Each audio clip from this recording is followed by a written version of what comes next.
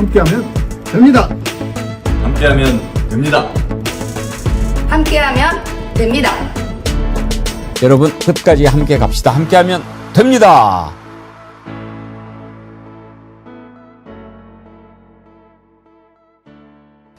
여러분 안녕하십니까, 백운기입니다. 12월도 둘째 주에 접어들었습니다. 갈수록 가는 세월이 빨리 느껴지지만 올해에는 날짜 가는 것이 더욱 마음에 걸립니다. 내란이 일어난 지 1년이 넘었는데도 아직까지 내란 세력들을 단죄하지 못하고 이러다가 올해를 넘기는 거 아닌가 조바심이 들기 때문이겠죠.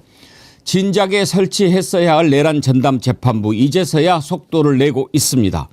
일단 법안이 법사위를 통과했고 이제 본회의 통과를 남겨두고 있는데 대통령실도 공감하고 있어서 법안 처리는 문제가 없을 것으로 보이지만 법원의 대반격이 있을 것이고 국힘당은 더 길길이 날뛸 것이 분명한 상황에서 이거를 어떻게 돌파해 나가느냐가 최대 관건입니다. 위헌성 논란이 제기되고 있는 가운데 자칫하면 내란 전담 재판부가 윤석열을 도와주는 꼴이 될 수도 있다, 이런 지적이 나오는 상황이라서 치밀하고 정교한 준비가 필요할 것 같습니다. 오늘 이 내용을 집중적으로 다뤄보고 배우 조진웅 씨의 은퇴 선언, 패널들은 어떻게 생각하는지도 들어보도록 하겠습니다. 생방송 배우계 정치 1번지 출발합니다.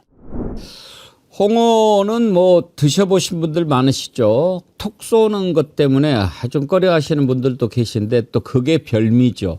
그렇지만 이번에 홍어가 숙성된 것 또 그렇지 않은 것 다 이렇게 준비가 돼 있으니까 그 단계별로 주문하셔서 드셔봐도 좋습니다. 홍어가 톡 쏘는 거 그거 왜 그런가 궁금하신 분들 많죠. 이게 옛날에 홍어가 워낙 귀하고 좋은 거라서 임금님한테 진상했던 그런 거거든요. 근데 이게 주로 흑산도 저 남쪽에서 이렇게 나는데 흑산도에서 영산포를 통해서 임금님께 올려드렸는데 그때 흑산도에서 영산포까지 이동하는 게 한 보름 정도 걸리는 거예요, 배로. 이때 이제 자연 발효가 되는데 오히려 이렇게 발효가 된 것을 먹어보니까 또 색다른 맛이 있는 거예요. 이게 강한 알칼리성 그 암모니아 덕택에 이게 발효가 되면서도 썩지를 않는 거죠. 그래서 삭힌 홍어가 상당히 또 알려지게 됐다라고 하는데 삭힌 것도 맛있고 그 찰홍어도 맛있고 그렇습니다. 한 팩에 300g 두 분이서 충분히 드실 수 있고요. 남으면은 또 거기 초장, 미나리 넣고 홍어 무침으로 드셔도 참 좋습니다. 12월을 맞아서 특별 기획으로 준비한 정어리몰 홍어 여러분들이 많이 사랑해 주시기 바랍니다. 전화로도 주문 가능합니다. 1551-3158 1551-3158로 전화 주시면 친절하게 주문 접수 도와드릴 겁니다. 여러분들이 홍어 얼마나 좋아하실지 궁금하고 기대가 되는데요. 네, 여러분들 정어리몰에서 특별히 준비했습니다. 많이 사랑해 주십시오. 네, 여러분 주말 잘 보내셨습니까? 오늘 배경은 눈 쌓인 청와대입니다. 청와대로 12월 24일, 25일 크리스마스쯤 대통령실 이전한다고 하는데요. 크리스마스 선물이 되겠지요. 빼앗긴 나라를 다시 찾은 느낌이라고나 할까요? 예, 이제 청와대에서 또 새롭게 시작하는 이재명 정부 기대해 보도록 하겠습니다. 오늘은 내란 전담 재판부 첫 번째 주제로 다뤄보려고 하는데요. 녹수님 징글징글하다, 언제나 끝날까, 날마다 하는 소리 똑같고 안 들으면 궁금하고 듣고 있자니 속 터지고 이제라도 사법시험 볼까나 터져 속 터져 이래저래 다 터져 그러셨는데 정말 우리가 내란 단죄하는 과정에서 이 법이라는 게 도대체 뭔가, 국민들의 마음과 생각과 법이라고 하는 것은 얼마나 일치하는 것인가, 법 기술자들은 도대체 그동안 어떻게 먹고 살아왔는가, 이런 걸 좀 많이 생각하게 됐지요. 오늘 한번 그 내용을 다뤄보도록 하겠습니다. 월요일 아침 함께 하실 세 분 패널 소개합니다. 양지열 변호사님 어서 오십시오. 네, 안녕하세요. 감기는 좀 좋아지셨나요? 일주일 만에 나왔는데요. 이번 감기 정말 독하더라고요. 주변에서도 감기 걸리신 분들이 진짜 오래 걸린다고. 저도 웬만하면 2, 3일을 낫거든요. 근데 딱 일주일 걸리더라고요. 조심하시기 바랍니다. 예. 원래 감기가 약 먹으면 일주일, 안 먹으면 7일. 그러더라고요, 진짜. 야. 독감 예방 접종은 하셨나요? 안 했는데요. 예, 제가 웬만하면 할까지 고민 중입니다. 지금이라도 하시는 게 낫죠. 독감 접종하면 아무래도 덜 고생한다고 네. 하는데. 근데 올해는 또 독감 예방 접종 그 백신이 예. 지금 유행하는 인플루엔자하고 약간 미스매칭이 됐다. 그래서 독감 예방 접종을 해도 효과는 약하다. 뭐 그런 얘기도 그래도 있습니다만은 안 하는 것보다는 하는 하시는 것이 게 낫죠. 낫겠죠. 예. 네. 우리 임세훈 소장님도 감기 걸렸었는데. 아, 네. 저는 이제 아이가 둘이다 보니까 돌아가면서 걸려요, 아이들이. 그러면 이제 또 제가 걸리고. 제가 났으면 한 명이 또 걸리고. 뭐 이렇게 약간 순환처럼. 그래도 두 분 목소리 들어보니까 지난주보다는 확실히 좀 나아지셨어요. 지난주에 황금향 지금 쓰신 거 주셔가지고. 먹어. 비타민C 딱 공급돼가지고. 이야, 황금향이 남았나 모르겠네요. 오늘도 봐서 남으면 하나 드리도록 하겠습니다. 네. 자, 정구승 변호사님 어서 오세요. 네, 반갑습니다. 예.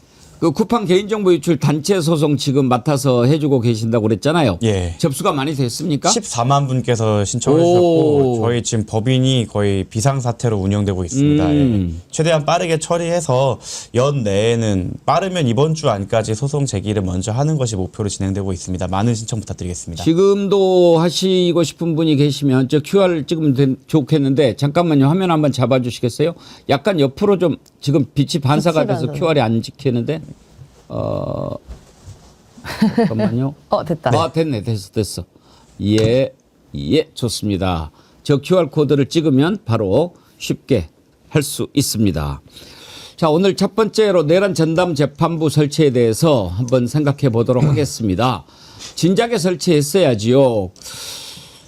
그런데 이제 뭐 지금이라도 하면은 좀 기대가 되는데 문제는 위헌성 얘기가 자꾸 나오니까 이 부분에 관해서 오늘 세 분 패널의 의견을 들어보도록 하겠습니다. 일단 민주당에서는 법사위 통과했고 이제 조금 손을 봐서 본회의 통과를 남겨두고 있는데 대통령실에서 공감한다 하는 입장을 밝혔습니다. 법안이 통과되면 일단 공포까지는 문제가 없어 보입니다. 대통령실의 우상호 정무수석 발언 한번 들어보시죠. 당과 대통령실에서 공감대를 형성했던 내용은 내란 전담 재판부를 추진하는 데 원칙적으로 생각을 같이 한다. 다만 위헌 소지가 최소화될 수 있는 범위 내에서 추진한다는 정도의 공감대는 형성되어 있었다. 현재 진행되고 있는 내용들은 당에서 여러 가지 내부의 견해 차이들을 극복하고 조율해서 통일단안을 만드는 과정으로 이해하고 있습니다. 당내 논의를 존중하고 지켜보는 선에서 대통령실은 입장을 견지하고 있다 이렇게 말씀을 드리겠습니다. 예, 일단 대통령실에서 공감하고 있다 이렇게 입장을 밝혔으니까요. 문제는 이게 이제 통과가 됐을 때 일단 법원은 뭐 오늘 법원 회의를 한다고 하는데 위헌 제청 신청할 것으로 보입니다. 그랬을 때 어떻게 되느냐 하는 건데 우리가 가장 걱정하는 것은 양지열 변호사님. 예. 우리가 가장 걱정하는 것은 윤석열이 풀려나는 거거든요. 그런데 만약에 이거 위헌 제청 들어가면 재판이 중단됩니까? 예. 재판은 중단이 됩니다. 그러니까 만약에 내란 재판부에 의한 재판이 열리게 되고 그 근거가 된 법률에 대해서 이거 헌법에 위반될 수 있다라고 그렇게 주장을 하고 판사가 그 주장을 어느 정도 가능성이 있다라고 받아들이지 않습니까? 그러면 그 법률이 이제 헌법재판소로 넘어가서 헌법재판소에서 합헌이냐 위헌이라고 결정을 하기 전까지는 재판을 진행을 하면 안 되는데 그것만으로 윤석열이 풀려나지는 않습니다. 구속기간도 그때는 중단이 되는 걸로 그렇게 보고 있기 때문에 구속기간이 늘어나는 효과는 있습니다. 그래서 지금 이미 특검팀에서 내란 특검에서 이적죄와 관련한 부분으로 추가 구속영장을 신청을 해놓기 때문에 일단 윤석열의 이 추가 구속 여부는 거기서 결정이 되는 거고요. 내란 재판부가 설치된다고 바로 윤석열이 풀려나거나 하는 건 아닙니다. 이적죄 관련해서도 이따가 생각해 보려고 하는데 이 말씀 주신 김에 그것도 한번 여쭤볼게요. 지금 이병철 변호사가 그런 글을 올렸던데 다음 주 금요일 이번 주군요. 12월 12일 날 윤석열 석방 여부가 결정될 수 있다. 무슨 얘기냐면 윤석열 구속 만기는 1월 18일인데 네. 일단 구속 연장을 위해서 내란 특검이 일반 이적죄로 영장을 청구했고 그 영장 실질 심사가 12월 23일이지만 김용현 여인영이 일반 이적죄로 기소가 됐고 김용현에 대한 구속영장 심사가 12월 12일이니까 만약에 이번 금요일에 일반 이적죄 이것은 좀 그런데 하고 구속영장이 기각되면 12월 23일 날 윤석열에 대한 영장도 기각될 거고 그러면 결국 이번 주 12월 12일에 1월 18일에 윤석열이 석방될지 안 될지가 결정되는 것이나 다름없다. 이렇게 이야기를 하셨더라고요. 글쎄 이제 지금 재판부가 김용현 같은 경우에 직위원 재판부에서 진행을 하고 있고요. 그리고 지금 새롭게 기소가 된 부분은 윤석열에 대해서는 다른 재판부에서 합니다. 그러니까 영장 실질 심사가 이번에는 영장 전담 판사들이 하는 게 아니라 기소된 재판부에서 결정을 하거든요. 저는 뭐 김용현에 대한 영장 부분도 하도 이제 직위원 부장이 지금 재판을 진행하고 있어서 믿음이 올라왔기 때문에 그런 걱정도 들긴 하지만 지금 말씀하신 부분이 법적으로 가능성이 아예 없지는 하지만 일반적으로 가능성은 굉장히 낮다라고 봅니다.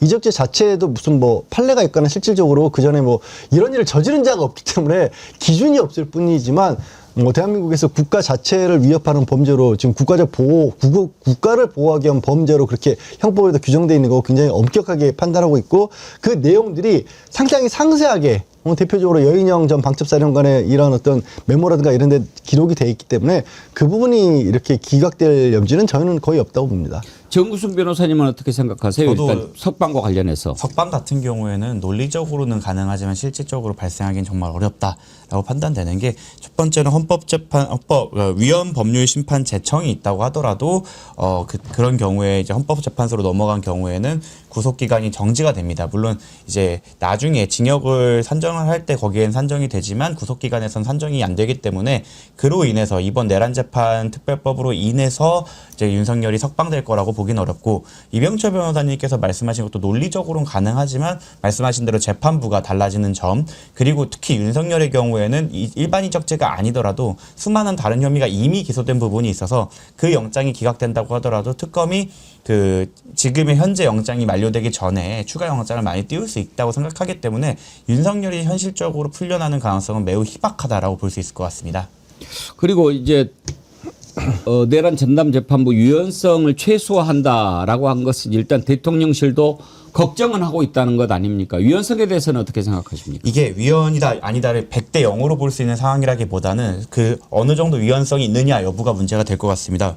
일단 윤석열 측 변호인단은 당연히 여기에 대해서는 위헌 법률 심판 제청을 할 겁니다. 그게 안 되면 헌법소원도 당연히 무조건 가져갈 거라 어차피 이건 헌재에 가서 우리가 갖고 가서 싸우게 된다라는 걸 전제를 해두고 봤을 때 이게 위헌이 나올 확률이 100인지 아니면 0인지에서 그 숫자 그 퍼센트 확률을 저희가 낮춰가는 싸움이라고 보시면 될 것 같습니다. 사실 맨 처음에 나왔던 민주당 안으로 한다고 해도 저는 합헌이 나올 가능성이 매우 높다고 생각하지만 혹시라도 생길 그 위헌의 요소, 그 위헌이 만약 된다고 했고 그리고 내란 특별재판부가 진행을 하다가 위헌이 되면 공소기각이나 이런 위험성이 있기 때문에 그 위험성을 줄여가자는 취지로 보이고 지금 일각에서 나오는 추천위원회 구성 같은 경우에도 충분히 반박이 가능하고 변론이 가능한 부분이 있다고 생각합니다. 하지만 그럼에도 위험이 있기 때문에 어느 정도 줄여가자라는 대통령실 의견이 가장 타당해 보입니다. 그래요. 근데 임세훈 소장님 어떻게 보면 국민 여론이 가장 중요하지 않겠습니까? 지금 법원에서도 위헌 제청 한다고 하지만 이제 할지는 모르겠지만 하지 않겠어요? 네.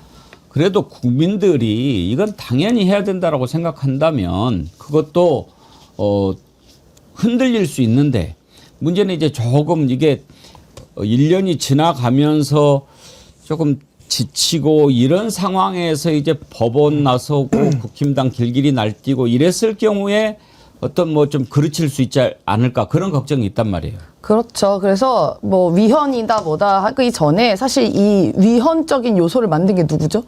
헌법을 파괴하려 했고 국가 근간을 흔들려고 했던 게 바로 내란 수계 윤석열과 그 동조자들 아니겠습니까? 네, 중대 사건의 특수성이라는 게 있습니다. 내란 사건은 우리 사회에 미친 영향이 매우 크고 사실상 국가가 무너질 법한 그러한 매우 중대한 사건이고 복잡하기 때문에 저는 이거의 신속성과 전문성이 분명히 확보돼야 된다고 봅니다.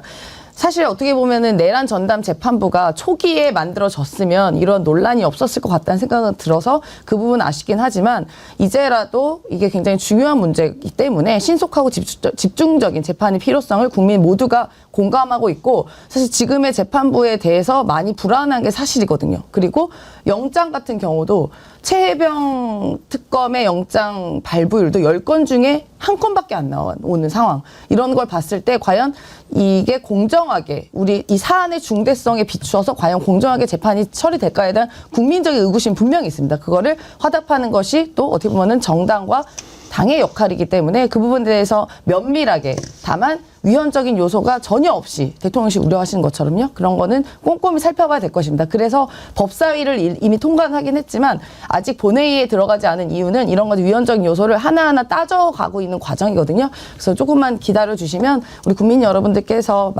생각하시는 그런 것들 충분히 반영해서 이 내란 전담 재판부를 포함해서 그런 내란 종식을 위한 여러 가지 노력을 하고 있다는 점 말씀드리겠습니다. 그 내란 과정에서 상당히 소신 발언을 많이 하셨던 차성한 교수라고 있지 않습니까? 서울시립대. 네. 이분이 쓴 글을 유심히 읽어봤는데 제목이 이렇게 되어 있어요. 내란 전담 재판부법 이대로면 윤석열이 꽃놀이패가 될 수 있다. 이렇게 걱정을 하더라고요. 예. 그러니까 뭐냐면 이런 겁니다. 아까 뭐 얘기가 나온 것처럼 크게 뭐 몇 가지 정도 예를 들어서 이게 내란 전담 재판부를 꾸리는데 그럼 판사는 누가 맡을 것인가라고 했었을 때 그 판사를 원래 추천할 수 있는 뭐 혹시 뭐 법무부도 들어가 있고 그다음에 헌법재판소도 들어가 있고 하니까 아니 그럼 사법부의 독립을 보장하라고 하는 헌법 정신에 어긋나는 거 아니냐라고 하는데 사실 원안에도 그렇게 추천을 하더라도 다시 법원에서 그중에서 고르도록 돼 있거든요. 그러니까 결정권은 결국 법원이 가지고 있는 거예요. 거기다 더 나가서 내란 전담 재판부라고 하는 게 결국에는 이게 윤석열 뭐 김영현 이 사람들 특별하게 대상으로 해서만 그 사람들을 재판하게 한 재판을 법원을 따로 선치하는 건데 법이라는 게 보편 타당하고 일반적으로 쓰여야 되는 거지 뭐 그 사람들만 가지고 따로 재판부 만드는 거 안 되는 거 아니야 라는 얘기들을 법적으로는 합니다. 그런데요. 저는 그 생각이 들어요. 그러다 보니까 이제 지금 교수님 격조하신 건 뭐냐면 아까 우리 정 변호사님도 그 부분을 지적하셨는데 참 법이 그렇습니다. 이게 시비를 걸려고 하면 시비 거는 것 자체를 막을 수 있는 법은 없어요. 뭐든지 다 옳고 그르고 다 따지기 시작하면 한두 끝 없이 다 따지는 겁니다. 그래서 지금 언론에서도 계속 그런 부분만 부각을 시키는 것처럼 이거 하면 큰일 날 것처럼 그렇게 얘기를 하는데 언제부터 법의 주인이 도대체 누굴까요? 법의 주인이 사법부인 겁니까? 판사들입니까? 저는 법의 주인은 국민이라고 생각을 해요. 그게 기본적으로 우리 헌법의 가장 큰 원칙인 국민 주권입니다. 그런데 언젠가부터는 꼭 이런 어떤 중요하고 복잡한 문제가 나오면 야 법률 전문가들이 얘기하는데 그거는 그렇게 하면 안 된대. 법률 전문가가 뭔데요? 자기들도 국민 아니에요? 대한민국에? 국민들이 제가 그렇다면 무슨 여론 재판이나 이런 건 아니고요. 진짜 이 법이 왜 필요한지에 관한 필요성을 그리고 왜 국민들이 이렇게 절절하게 이런 목소리를 내고 있는지를 먼저 따져야 되는데 꼭 이런 거 막 이어령 피어오르고 이것 따지고 저것 따지고 이런 논의를 먼저 막 크게 앞세우는 거예요. 저는 그 부분만큼은 저는 만약에 시간이 걸리더라도 설령 헌법재판소에서 다투더라도 그냥 이렇게 물러나서는 안 된다고 봅니다. 그러니까 이 차성한 교수가 판사 출신인데 요지는 이런 거예요. 물론 지금 직위원 재판부 조희대 대법원장 체제하에 법원이 참 잘못하고 있지만 그래도 자칫 서두르다가는 일을 그르칠 수도 있다. 그러니 이런 것을 잘 살펴보고 결론은 1심 내란 재판의 결과를 지켜보고 하면 어떻겠느냐 이런 의견이더라고요. 네, 사실 가장 좋았던 거는 특검이 출범할 때 같이 그렇죠. 세트로 됐었으면 아마 그 재판 진행이 없었기 때문에 진행 중인 재판이 마음에 안 들기 때문에 바꾸는 거 아니냐는 그 비판에서 자유로울 수 있었는데 그 부분은 실기한 건 사실입니다. 그렇기 때문에 그 대안으로 나왔던 게 그러면 1심 결과를 보고 2심을 보자라는 건데 사실 근데 항소심부터 시작하려고 해도 지금 준비하는 게 맞아요. 왜냐면 지금부터 이제 추천위원회 구성하고 추천하고 검증하고 이렇게 하려면 지금 구성하는 게 맞는데 다만 결과적으로는 어차피 어떻게 만들든 시작할 때부터 만들든 지금 만들든 헌재에는 갈 겁니다. 저쪽에서 무조건 다투려고 할 거고요. 그럴 때 우리가 지지 않기 위해 꼼꼼하게 만들자는 취지고 저도 법의 목적이라는 걸 생각을 했을 때 한목적성도 있고 뭐 정의도 있고 여러 가지 있지만 꼭 이럴 때만 나서서 법적 안정성을 우러나면서 시스템을 말씀하시는 분들이 있어요. 근데 이게 다른 혐의면 저는 오히려 저도 법조인이기 때문에 거기에 손을 들어줄 수 있겠는데 지금은 내란이고 이 시스템 자체를 파괴하려고 했던 거기 때문에 충분히 특수성, 처분적 법률이라고 하더라도 처분적 법률이 뭐냐면 한 사건에 대해서 바꾸는 건데 이 부분에 대해서도 위헌성이 높다고 하도 합헌으로 인정될 가능성이 높다고 생각합니다. 다만 꼬투리 잡힐 만한 것들을 최대한 빼서 승률을 높이자라는 취지로 말씀을 드리는 거고 두 번째로 저는 오히려 이런 부분보다 디테일한 부분 예를 들어 이송 권한을 재량으로 둔다거나 아니면은 지나치게 우리가 위헌을 의식을 해서 결국 조희대 재판부 조희대 코트가 그 사실상 판사를 선택하게 되는 부분 이런 부분들을 조금 더 타이트하게 가져가는 게 어떨까. 왜냐하면 최악의 경우에는 합헌 나왔는데 항소심 판사님이 제2의 직위원일 때 아이고야. 가 최악일 수도 있거든요. 그렇기 때문에 이런 부분을 좀 더 고민을 해갖고 빠져나갈 수 없게 디테일하게 만들자는 취지입니다. 예, 법률가들의 의견을 들어봤는데요. 언더동님, 위헌이고 나발이고 조의대 직위원 탄핵부터 하라고 그것부터 언급해야 하는 거 아닙니까? 진짜 뭐가 중요한지 몰라요. 부산이대인님, 위헌 심판 청구할 때면 해봐. 일반 재판하면 되잖아요. 전담 재판부는 밑죄야 본전 아닙니까? 그런가요?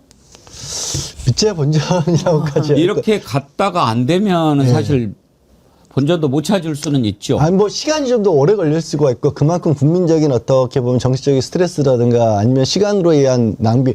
사실 지난 계엄으로 인해서 일부 언론에서 이제 추정한 거 보면 국가적 피해가 뭐 30조 원에 달한다는 얘기 있지 않습니까? 이 논의 자체가 지속되는 것 자체가 국가로서는 국력의 낭비는 분명히 하죠. 분명히 맞죠. 하지만 그래도 아까 말씀드린 것처럼 만약에 그런 식으로 나오더라도 저는 이 기회에는 이런 상황에서는 관철을 시켜야 된다라고 보는 겁니다. 그래야지 있을 수 없지만 이런 비슷한 일이 뭔가 상상을 하고 법적으로 어떻게든 막 꼼수를 부려가지고 뭔가 풀려난다거나 이런 생각을 못하게 막아야 되는 거거든요. 이재명 대통령도 이 통합은 봉합이 아니라는 말씀으로 이 내란만큼은 확실하게 처리해야 된다라고 그렇게 말씀하셨는데 설령 어느 정도 뭐 시간이 걸리고 그 과정에서 저희가 힘들고 하더라도 관철시켜야 된다고 봅니다, 저는. 아무튼 뭐 이제 내란 재판부가 설치되는 법안 통과가 되면 속도가 나겠지만 일단 우리가 예상할 수 있는 것은 법원에서 바로 이제 위헌 제청을 할 거고 일단 국힘당이 또 랄지를 하지 않겠습니까? 국힘당 입장이 나왔는데 들어보시죠.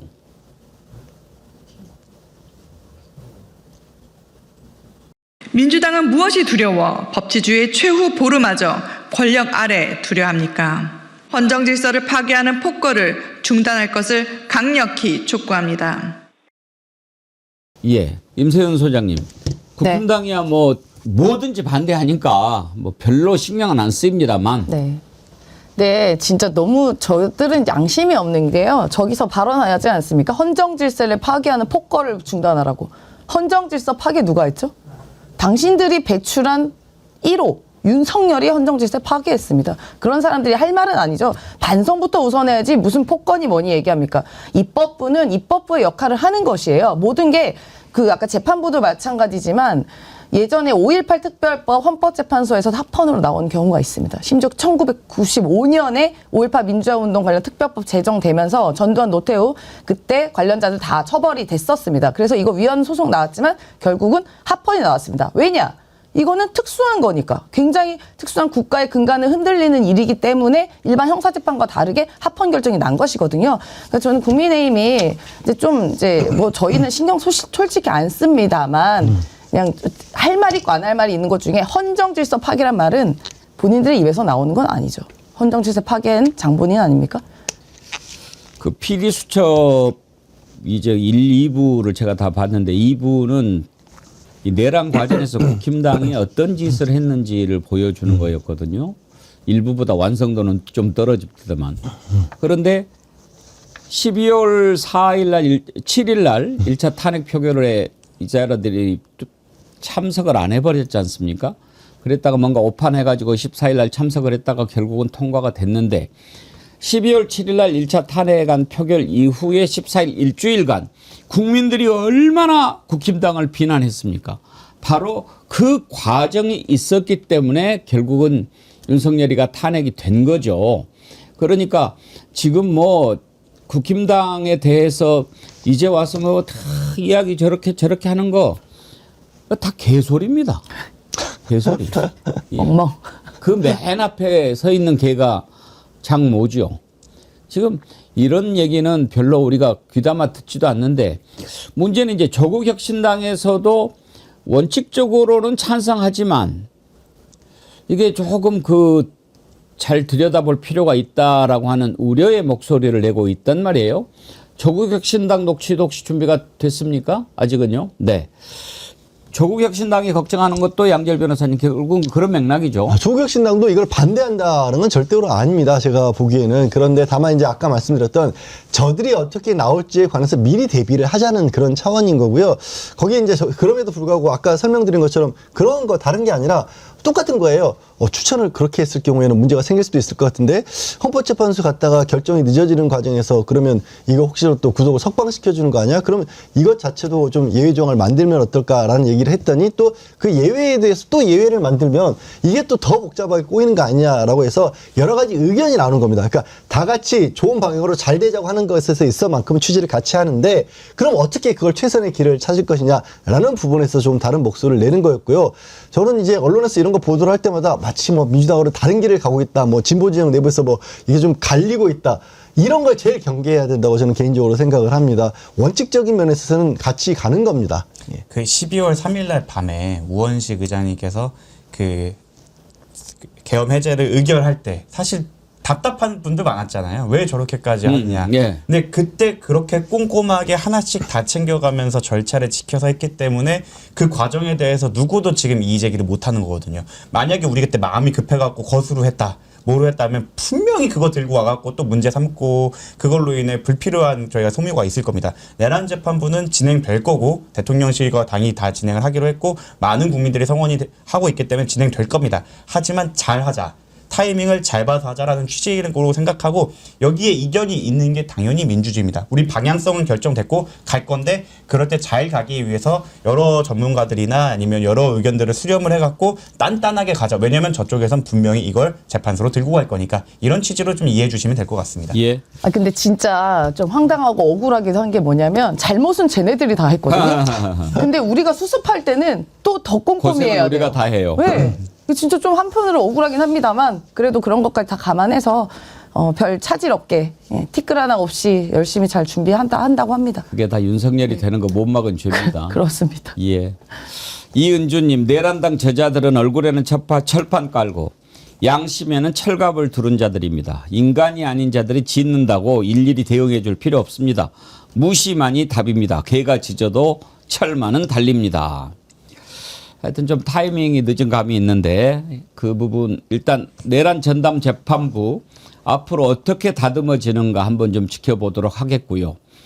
그리고 이제 3대 특검이 이제 마감이 됩니다. 12월 28일에 다 끝나게 되는데 민주당의 정청래 대표 오늘 아침에 3대 특검 끝나는 대로 곧바로 2차 특검 시작하겠다라고 하던데 힘을 실어줘야죠. 들어보겠습니다. 12월 임시국회에서는 사법개혁안과 내란 전담재판부 설치법이 집중 논의될 것입니다. 그리고 3대 특검이 모두 종료되는 즉시 2차 추가 종합특검을 추진하여 확실하게 내란을 청산하겠습니다.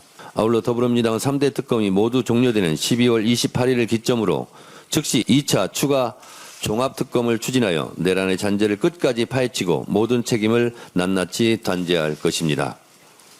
내란의 티끌마저 법정에 세우겠습니다. 예, 내란의 티끌까지 다 정리를 해야죠. 종합특검이다라고 얘기했는데 그러면은 이제 기존의 3대 특검에서 미진했던 부분 그리고 또 새로 들여다봐야 될 부분들을 다 함께하는 내란 특검이 되겠죠? 네, 그렇게 돼야 합니다. 최근에요, 그런 뉴스를 보셨을 거예요. 내란 특검에서 김건희 특검을 압수수색했다. 뭐 이런 뉴스들이 나왔습니다. 그게 뭐냐면, 김건희 특검에서 가지고 있는 자료들을 내란 특검으로 합법적으로 옮겨가기 위해서 막 강제로 들어가는 게 아니라, 제출은 가면 기다렸다가 주지만, 법적으로 그런 절차를 거쳐야만 하거든요. 그게 다 나눠져 있고, 각자 특검들이 맡은 범위들이, 관할이 다르기 때문에 그런 일이 벌어졌던 건데요. 근데 우리 다른 것보다도, 김건희 특검 보세요. 처음에 16가지 혐의로 수사를 시작을 했습니다. 그거를 보겠다고. 근데 마지막은 16가지 하다가 거기서 또 나온 것들까지 본다고 했는데 결국 지난주에 기소된 거는 3개밖에 기소를 못했어요. 3가지밖에. 그만큼 많은 일들이 벌어지고 있고 가장 중요한 거 저는 2차 특검이 종합특검이라고 하지 않습니까? 도대체 이 내란의 종합 최종적으로 결정권자는 누구인가? 누가 이 일을 저질렀냐? 이 부분을 밝혀야 될 거 아니에요. 그거 못 밝힌 거거든요. 윤석열이 나와서 저기 허우대 멀쩡하게 소리만 지르고 그다음에 김용현을 보내서 그렇게 일을 한 거지만 진짜로 그럼 김건희가 이걸 몰랐을까? 아니면 그와 관련해서 뭐 검찰이 됐건 대통령실이 됐건 다 이 내란을 관련해서 이 판을 짜는 데 있어서 빠진 자들은 또 없을까? 이런 것들을 총괄 정리하는 그런 특검이 필요하다라는 거죠. 만약에 종합특검이 만들어진다면 주로 어떤 부분에 초점을 맞춰야 될까요? 정무승 변호사. 모두가 알고 있지만 지금 실체가 밝혀지지 않은 것들에 집중을 할 것 같습니다. 첫 번째로 최상병 특검 같은 경우에는 저희가 최상병의 죽음 그리고 수사 외압에 대해서는 일부 밝혀졌지만 사실 구명 로비에 대해서는 실체적 진실에 다가가지 못했거든요. 이 부분에 집중을 할 것 같고 내란 특검 같은 경우에도 사실 윤석열이 내란을 책책을 하면서 자기에게 가장 큰 무기인 검찰, 법조인들을 동원하지 않았을까라는 거에 대해 사실 밝혀진 부분이 많이 없습니다. 이 부분도 밝혀져야 되고 도대체 왜 내란에 이르게 되었는가도 그 윤석열에게 내란을 하도록 하게 한 자. 가 누구인가를 밝혀지는 과정이 필요할 겁니다. 김건희 특검 같은 경우는 너무 많습니다. 사실 기간이 좀 남아있긴 하지만 가장 큰 줄기 중 하나였던 양평고속도로 아직 기소 안 됐죠. 예. 그리고 수많은 뇌물 혐의도 기소가 안 됐고 그 외에 삼부 토건도 아직 기소가 안 됐고 너무 많은 혐의들이 있기 때문에 이런 혐의들에 대해서 한데 묶어갖고 조사하는 특검이 필요하다라고 생각을 해서 아마 진행이 되는 것 같고 그리고 결과적으로는 그 김건희가 결국 내란과 연관성이 있는지 여부까지 살펴봐야 되기 때문에 이런 특검들이 진행되는 게 필요하다고 생각합니다. 물론 다만 여기에 대해서 또 아쉬운 소리를 하자면 아마 저희 김건희 특검은 특히나 구성을 하면서 그 신속성을 위해 기간 제한 때문에 신속성을 위해 기존에 수사하시던 분들이 그대로 와서 했던 이유가 있어요. 근데 특검 제도라는 것 자체가 기존의 수사기관이 수사를 미진하게 했기 때문에 출범된 것이 특검이기 때문에 이번에는 뭐 법령 입법을 통해서 기간 제한이나 이런 부분은 좀 넉넉하게 해서 새로운 수사 담당자들이 들어와서 왜 기존의 수사기관은 이걸 밝혀내지 못했는가까지 수사를 좀 해야 진정한 특검의 성공으로 가는 길이라고 생각합니다. 저는 개인적으로 이번에 종합특검을 만약에 하게 된다면 어떻게 해서 내란이 이렇게 정리가 안 되고 있는가 하는 부분을 좀 들여다보기 위해서 조의대 직위원도 좀 들여다보는 그런 걸 했으면 좋겠어요, 임승훈 소장님. 그런 부분도 이제 포함이 됐으면 좋겠다는 우리의 희망사항이 있죠. 근데 어디까지 포함될지는 모르겠습니다. 근데 지금 나와 있는 뭐 최혜병 특검, 김건희 특검, 내란 특검, 이거는 한 줄기예요. 결국은 연결은 어디로 가냐? 김건희로 갑니다. 그래서 그 부분까지 포함해서 종합특검에서는 지금 이렇게 특검이라는 게 기간이 정해져 있기 때문에 미처 다 못 밝힌 부분이 있거든요. 그러니까 말씀하셨듯이 지금 김건희 특검이 내란 특검이 김건희 특검 또 맞수습했잖아요. 이런 부분이 이제 종합돼서 결국은 한 물줄기로 갈 수밖에 없습니다. 그게 바로 종합특검으로 귀결이 될 것이라고 보고요. 그 과정에 혹시나 수사를 무마시키려거나 은폐하려는 것들도 좀 반드시 대상에 들어가야 된다고 봅니다. 아마 그 부분도 민주당에서는 고려를 하고 있는 걸로 알고 있습니다. 아마 지금 사법부가 격렬하게 반대하는 이유 중에 하나도 만약에 내란 특별재판부 전담재판부가 만들어졌을 경우 그리고 이게 종합특검과 연계가 된다고 하면 그날 조희대 코트가 무엇을 했는지에 대해서도 분명히 다가가려 할 겁니다. 그렇기 때문에 저분들은 이제 알러지틱하게 반응을 할 거라고 보는데 순리대로 우리가 뚜벅뚜벅 걸어간다면 그쪽 부분도 밝혀질 거라 생각을 하고 그렇게 되면 지금까지 묵었던 체증이 뻥 뚫리는 상황이 발생할 가능성이 매우 높다라고 생각을 합니다. 진짜 이제 아이러니한 건 뭐냐면 근데 결국은 우리가 영장을 칠 때도 법원에서 허가를 받아야 되잖아요. 근데 지금 법원 조의대란 말입니다. 그래서 영장 전담 재판부도 필요하다.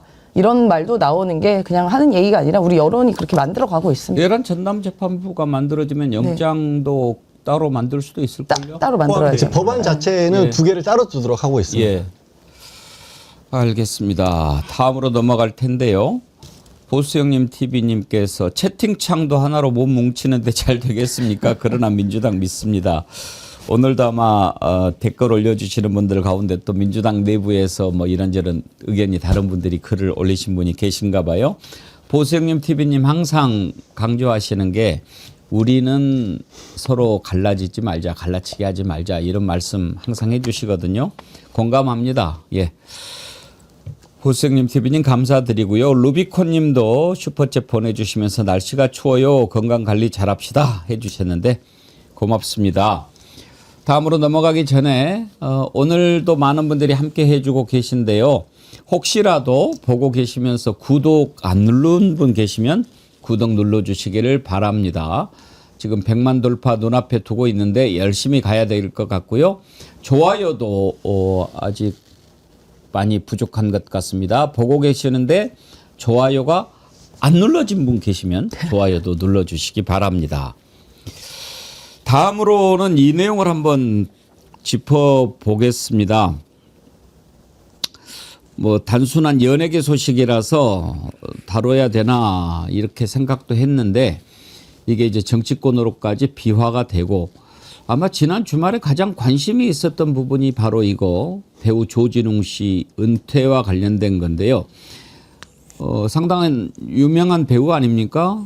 저는 개인적으로는 범죄와의 전쟁에서 참 유심히 봤던 배우인데 그리고 또 홍범도 장군과 관련해서도 배우 조진웅 씨가 많이 알려졌고 그런데 지난 주말에 디스패치가 뭐예요? 연예인들 전문으로 약간 그 따라다니는 채널인데 그 단독 보도를 많이 합니다. 이렇게 주로 이렇게 카메라 이렇게 당겨가지고 사진 같은 거 많이 찍고 연예인들 뭐 거기에서 이제 배우 조진웅 씨가 어렸을 때 소년 범죄로 형을 살았다. 그리고 거기에는 뭐 나쁜 짓들 한 게 많이 있었다. 그렇게 이제 보도를 했어요.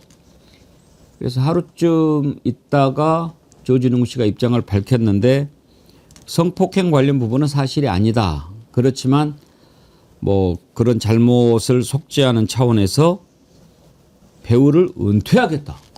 이렇게 얘기를 했어요. 그걸 보고도 깜짝 놀랐죠. 은퇴까지. 여기에 대해서 이제 의견들이 좀 갈립니다. 한쪽에서는 그게 맞지 하는 분도 있지만 또 다른 쪽에서는 아니 그게 그때 아무런 벌을 받지 않고 이제 드러난 것도 아니고 그때 당시에 처벌을 받았으면 이제 훌륭하게 사는 것으로 그 죄값을 치르는 것이 마땅한 거 아니냐 그런 의견도 있고요. 특히 한인섭 서울대 교수 같은 경우에 이미 이거는 소년범으로서 처벌을 받았는데 지금 와서 묻는 것이 적절하냐 이런 의견도 냈습니다. 그래서 우리 패널들의 의견은 어떤가? 제가 오늘 아침에도 우리 분장 선생님 또 몇몇 분들한테 의견을 물어보기는 했는데 대체로 생각들이 비슷하기는 했어요. 임세은 소장님 의견을 먼저 좀 들어볼까요? 어떻게 생각하세요? 이게 고등학생 때 저질렀던 일이고 실제로 소년원까지 이제 가서 처벌을 받은 거죠. 모르겠습니다. 범죄는 무조건 잘못한 건 맞죠. 그 죄를 지으면 안 되고 그래서 처벌을 받아야 되는 건데 일단은 이런 소년 사건은 사실상 형사 처벌도 목적이 있겠지만 교화가 목적이 있거든요. 만약에 재범을 또 하게 된다면 더 큰 중대 범죄를 저지르게 된다면 더 큰 처벌을 받아야 되겠지만 재범이 아니면 더 이상 죄를 묻지 않는 게 원칙이고 특히 소년 범죄였기 때문에 애초에 공개돼서도 사실은 좀 안 되는 게 아닌가 싶습니다. 그래서 어떤 경로로 사실 이 범죄 경력이 드러났는지 우리는 알 길이 없지만 본인이 반성하고 사죄하고 앞으로 사회에서 그러니까 선행을 하게 되고 기여하게 된다면 30년 후나 돼서 또다시 이런 책임을 물어야 되는가에 대한 물음은 있습니다. 네. 그래요. 다만 이제 정치권에서 이걸 이용을 하면 안 되는 게요. 이게 나쁜 게 어쨌든 본인은 은퇴 선언했으니까 그 결정은 저희가 존중할 수밖에 없고 뭐 아쉬운 대목도 있죠. 훌륭한 배우를 잃었다는 그런 사회적인 아쉬움은 있겠지만 그 본인의 선택이니까 그거는 어쩔 수 없지만 정치권에서 특히 나경원 같은 사람이 이 조진웅 배우 사건을 빌미로 공직자 소년기 흉악범죄 조회 공개법을 발의했거든요. 본인 범죄나 소명하십시오. 사람 얘기할 때는 사람 얘기만 좀 해주세요. 네. 지금 많은 분들이 반응 댓글 올려주고 계시는데 이따가 종합적으로 한번 들려드리도록 하고 양재열 변호사님 의견 한번 들어볼까요? 저는 일단 제 개인적 의견 더하기 이제 법조인으로서 의견을 말씀을 좀 드릴 수밖에 없는 게 이게 일단은 크게 나눴을 때 과연 이성적으로 봐야 되는 문제냐라는 부분인데 우리가 이제 법을 제가 법조인으로서 얘기를 할 수밖에 없다는 게 법이라고 하는 걸 만들면서 우리는 다 합리적인 어떤 판단을 할 수 있는 상식적인 어떤 인간이라는 걸 기준으로 삼아서 그런 인간이라면 법에 따라서 어떻게 해야 될까를 가정을 하는 겁니다. 그런데 여기서 또 하나 문제가 그럼 인간이라고 하는 게 자기 스스로 어떤 좀 철학적인 내용까지 법철학적인 내용까지 들어갑니다만 자기 의지를 가지고 자기가 하는 일이 무슨 일인지 얼마나 나쁜 일을 알고 결정할 수 있는 것이라는 존재라는 가정하에서 거기에 대한 책임을 묻는다라는 거거든요. 그런데 그런 상황에서 소년 재판이라는 걸 왜 따로 두냐면 그때 당시에 나이에 비춰봤었을 때는 아직은 그걸 완전하게 자기 자아를 가지고 결정할 수 있는 능력이 좀 부족하다. 그래서 그 시기까지 저지른 범죄에 대해서는 앞으로 다른 범죄도 마찬가지지만 이 시기의 범죄에 대해서는 앞으로 좀 더 사람에게 기회를 주자라는 의미에서 형사처벌이 아니라 이른바 보호사건으로 분류를 하고 일반 법원이 일반 재판 구치소나 수용소가 아니라 소년으로 그렇게 처벌을 하는 겁니다. 그래서 그때 당시에 처벌의 성격도 있지만 앞으로 나갈 수 있는 기회를 다시 한번 주자라는 의미에서 이 소년 보호 제도를 두고 있는 거거든요. 조진웅 씨 사건이 바로 그 사건에 해당을 하는 겁니다. 그러면 그렇게 봤을 때 법적으로는 이 사람에 대해서 30년이 더 지난 일에 대해서 왈가왈부하는 것 자체가 대한민국이 지금 가지고 있는 그리고 사실 이런 부분은 거의 전 세계적으로 공통적인데 공통적인 법이라는 거를 만든 합리적인 인간이 모여 사는 사회에서는 사실 있어서는 안 되는 일인 겁니다. 사실 저는 이거를 매체가 공개하는 것 자체가 타당하지 않다라고 개인적으로 봅니다. 다만 문제가 뭐냐면 우리가 이성을 가진 존재가 인간이지만 또 감정도 있는 것이 인간이기도 하고 그 감정이라고 하는 거는 또 이게 옳다 그르다라고 말할 수 있는 건 아니에요. 다른 직종도 아닌 대중의 사랑이라는 감정을 먹고 사는 게 연예인이다 보니까 과연 연예인까지도 적합하냐라는 질문도 할 수밖에 없거든요. 근데 그렇게 생각하시는 분들께 제가 한 가지만 좀 부탁을 드리고 싶어요.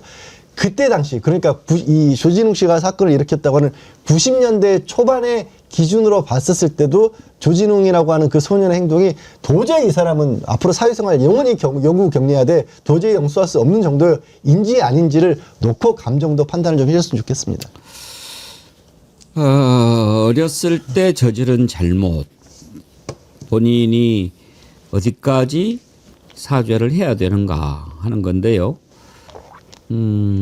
이제 성년이 돼서 그야말로 나름 자리를 잡아가는 배우까지 됐는데 그걸 은퇴를 해야 될 정도인가 하는 부분이죠.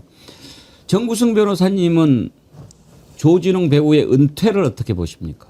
저는 은퇴 본인의 결정이기 때문에 이거에 대해서 더 이상 저희가 이슈를 만드는 것이 옳은가에 대해서도 의문이 있고 사실 가장 안타까운 워낙 좋아하던 배우다 보니까 안타까운 점은 아우팅 당하기 전에 한번 고백할 기회나 용기가 있었으면은 좀 더 좋았겠다라는 생각이 들고 저는 이제 피해자 담당으로 그 법조인 생활을 먼저 시작을 했고 그리고 현재는 변호인으로서 역할을 많이 하다 보니까 이제 양가적 감정이 좀 있습니다. 이제 참 범죄가 처벌되었다고 그렇다고 면죄가 되는 건 아니기 때문에 조진웅 배우가 거기에 대해서 항상 반성하고 그런 모습을 보이는 건 전 당연하고 필요하다고 생각은 듭니다. 하지만 이것을 이용해서 정치적으로 활용하는 것 그리고 이것 자체로 가십을 삼는 것이 과연 타당한가에 대해서도 참 많은 의문이 있습니다. 그래서 본인이 스스로 은퇴한 만큼 여기에 대해서는 저희가 더 이상의 그 논란을 만드는 거는 옳지 않다. 특히 나경원 사람 말씀하는데 이상한 사람을 껴서 그렇지만 그 소년 보호 제도와 목적과 취지가 있는데 그 과거에 그렇게 운영되었던 제도를 이제 와서 자신의 정치적 유불리를 이용해서 뭔가 해보겠다는 그런 사람들한테까지 기회를 주지 않기 위해서라도 이 이슈를 빨리 넘어가는 게 좋다고 생각을 합니다. 자, 우리 애청자님들의 의견을 한번 좀 소개를 해드릴까요? 소후님. 30년 전에 이미 처벌을 받았습니다. 재범을 한 것도 아니고 지금은 이미 사회에 큰 역할을 하는 유명 배우가 된 것입니다. 기레기들의 장난질이라고 생각합니다. 예그리나님, 죄는 밉습니다. 그러나 죄값을 치르고 다시 한번 피해자들한테 사과를 하고 활동을 하시면 좋을 것 같습니다. 조이님도요. 죗값을 치렀다면 지금 와서 굳이 은퇴가 답일까요? 카푸치노님, 좌파 연예인이라고 공격하는 겁니다. SHANJ님, 무슨 6, 70년대 후진 마인드냐. 한번 전과자는 그럼 평생 아무것도 못하고 살아야 되느냐.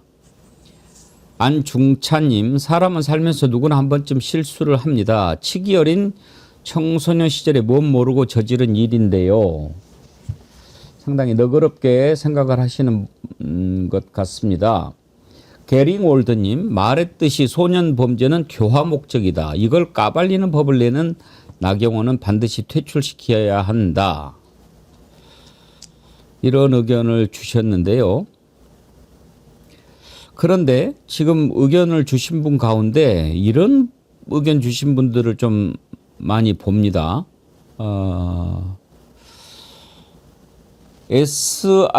SILIF님, 여기서 주목해야 할 점은 조진웅 자료를 찾았을 때 아가리를 벌리며 웃었을 법원 관계자, 그리고 그걸 기레기에게 주면서 또 아가리를 벌리며 웃었을 두 마리. 그런 의견 주셨고요. 김경호 변호사죠. 충격이다. 소년 보호 사건 기록은 가정법원에 보관한다. 전국 법원장 회의 이후 비판받는 국면에서 법원 보관 조진웅 관련 캡처 사진이 나돈다. 법원에서 유출했다는 합리적 의심을 지울 수 없다. 이런 글을 주셨고요. 또 이은주님, 정치적 시기에 딱 맞는 정치적 이슈, 이제 정말 징글징글합니다.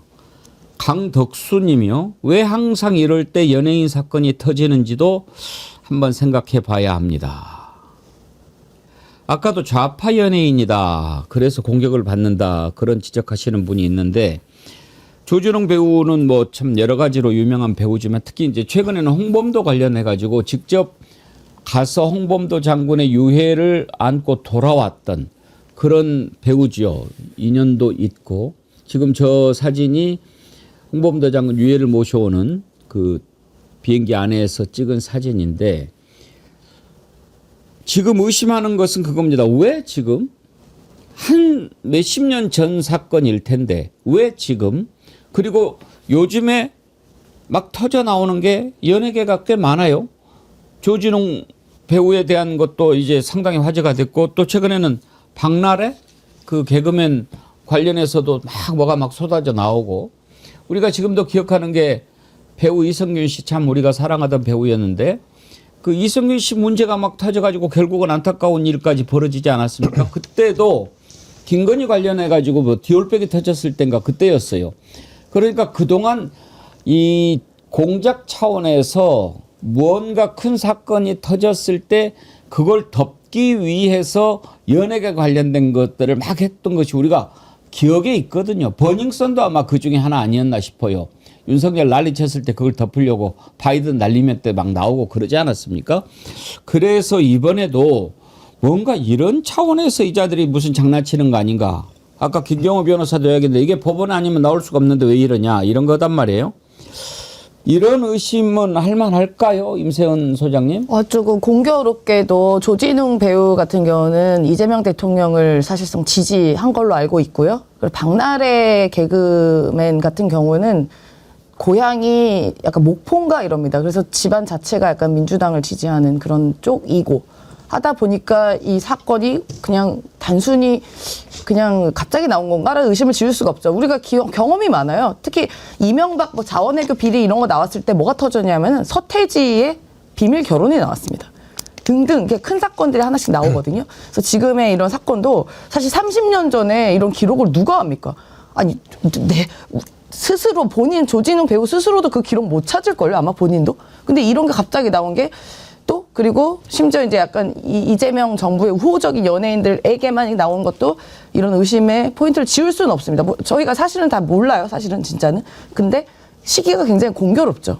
여러 가지로. 김건희 건이 뭐가 계속 나오니까 이게 나오는 거 아닌가라는 의심도 할 수가 있습니다. 이게 관심이라는 것도 한정된 재화이잖아요. 이런 관심이 이렇게 연예인 분들한테 흩어졌을 때 가장 이득을 보는 사람이 누구인가를 좀 잘 기억을 하시고 그거에 대한 이제 분노로 오히려 더 집중을 해주신다고 하면 그 아까 말씀하신 웃고 있던 사람들에게 카운터를 먹여줄 기회라고 또 생각을 합니다. 그래서 꼭 이런 사건이 있다고 해서 이런 이슈에 너무 함몰되시기보다는 그때 있었던 가장 중요한 일, 예를 들어 조희대 대법원장이 대통령을 만나면서 거짓말을 했죠. 자기네가 위헌이다 아니면 위법하다라는 입장을 냈다는 거짓말을 했던 부분, 그리고 전국법원장 회의를 했던 내용, 거기에 대해서 다시 한번 읽고 이 사람들이 이렇게까지 급하구나라고 판단을 해주시면 될 것 같습니다. 양재열 변호사님, 지금 이제 그거 아니겠어요? 결국은 두 가지죠. 와, 조지는 그렇게 안 봤는데 진짜 나쁜 놈이었네. 이런 거 하나. 그다음에 다 지난 일 갖고 왜 지금 와서 그 난리야. 이건 좀 그런 거 아닌가? 이게 딱 두 가지인데 문제는 이걸 어떻게 봐야 되냐면 이미 그 죄값을 치렀잖아요. 법적으로는. 형도 집행이 뭐 됐을 거고 소년원에서 이제 살았으니까. 근데 몇십 년이 지난 지금 이거를 누가 과연 그러면 유출한 거냐. 이런 기록이 아무나 하기가 쉽지 않은 건데. 그러면 누군가가 이걸 디스패치에 줬으니까 알았을 거고 왜 하필 이 시점이냐. 이게 우리가 바로 의심하는 지점이거든요. 그러니까 유시민 작가가 며칠 전에 그런 메시지를 이제 방송 중에 얘기를 한 적이 있었죠. 이때는 물론 유시민 작가 같은 경우에는 그 김남국 전 비서관 관련해서 얘기를 한 거지만 그 민주당이라든가 이쪽 진보 진영에 있는 분들은 문자 전화 같은 경우도 다 누군가가 들여다보고 있다는 생각을 하고 행동을 해야 하나도 책잡질을 하지 마라라는 그런 말씀을 하셨어요. 실제로 지금 말씀을 주신 것처럼 저도 이해가 정말 안 갑니다. 저도 물론 기자 생활 한 7년 정도 오늘 기자를 일선에서 신문 기자로 했지만 아시겠지만 가장 결정적인 건요. 제보에서 시작될 때가 많습니다. 제보가 아니면 어떻게 알 수가 있겠어요. 내가 어디 가가지고 뭐 기록을 가정법원에 가서 아무나 들어갈 수 없는 가정법원에 들어가서 그 기자가 막 가정법원을 막 뒤지다가 불가능해요. 그리고 이게 특히나 가정법원이라는 게 의미가 있는 게 일반 형사사건도요. 형의 실효라 그래서 일반 진짜 성인이 돼서 저지른 범죄도 몇 년이 지나고 나면 그 기록을 없애도록 하고 있어요. 그런데 가정법원의 사건 기록을 그리고 그 관련된 내용들을 어떻게 찾아내가지고 저도 막상 그때 당시 이제 그 뭐 조진웅 씨의 이름이 나가진 않았지만 그때 관련된 기사라고 하는 예전 언론사 그 기사들도 지금 저도 이제 메시지가 떠들면서 받아봤는데 제가 재직 중일 때 나왔던 기사거든요. 기억 전혀 못합니다. 실제 이름도 조진웅이라는 이름이 언급도 안 되고 있고 그게 그 기사랑 연관시키는 걸 누가 찾아낼 수가 있겠어요. 지금 게다가 지금 30년 전이라고 얘기를 하면 그거를 찾아내서 보도했던 기자의 연령대로 비춰봤을 때도 그때 당시에는 태어나지도 않았을 때의 연령대의 기사들인 거예요. 그러니 지금 합리적으로 봤을 때도 이거는 어딘가에서 뭔가를 쥐고 있다가 터뜨린 거 아니야라는 의심을 안 할 수가 없는 겁니다. 지금 결국 이제 속보가 또 나왔는데요. 박나래 씨도 활동 중단을 선언했습니다. 예, 활동 중단 선언했는데 저는 그런 걸 묻고 싶어요. 이렇게 연예인도 책임을 지고 있지 않습니까? 본인 활동 중단하든 은퇴를 하든 지금 논란이 되고 있는 나경원을 비롯해서 여러 가지 범죄 의혹들이 있는 사람들 그 뭐 하는 거 있습니까 지금? 책임 다 나눠 진 사람이 있나요? 윤석열과 동조했던 사람들 책임진 사람 누가 있습니까 지금? 이런 말 할 자격도 없는 사람들이에요. 책임을 연예인 질 게 아니라 정치권에 있는 이 사람들, 기득권이 있는 나경원 같은 이런 사람들이 책임을 더 져야 된다고 저는 그렇게 생각합니다. 저도 민세훈 소장님 말씀이 정말 적극적으로 공감하는 게 대한민국에서 제일 청렴 결백한 주제는 연예인들 같아요. 뭐 하나만 걸리면 그 사람들은 그냥 다 날아가는데 그보다 훨씬 심각한 문제를 저지르고 있고 지금도 계엄을 내란이라고 부르지도 않고 계엄을 옹호하고 있는 얘기를 야당의 대표라는 사람이 공공연하게 하고 있어요. 그런데도 불구하고 아무도 뭐라고 하는 사람은 있지만 그 사람 더 오히려 그걸 떳떳하게 내세우면서 자기 자리를 지키고 있잖아요.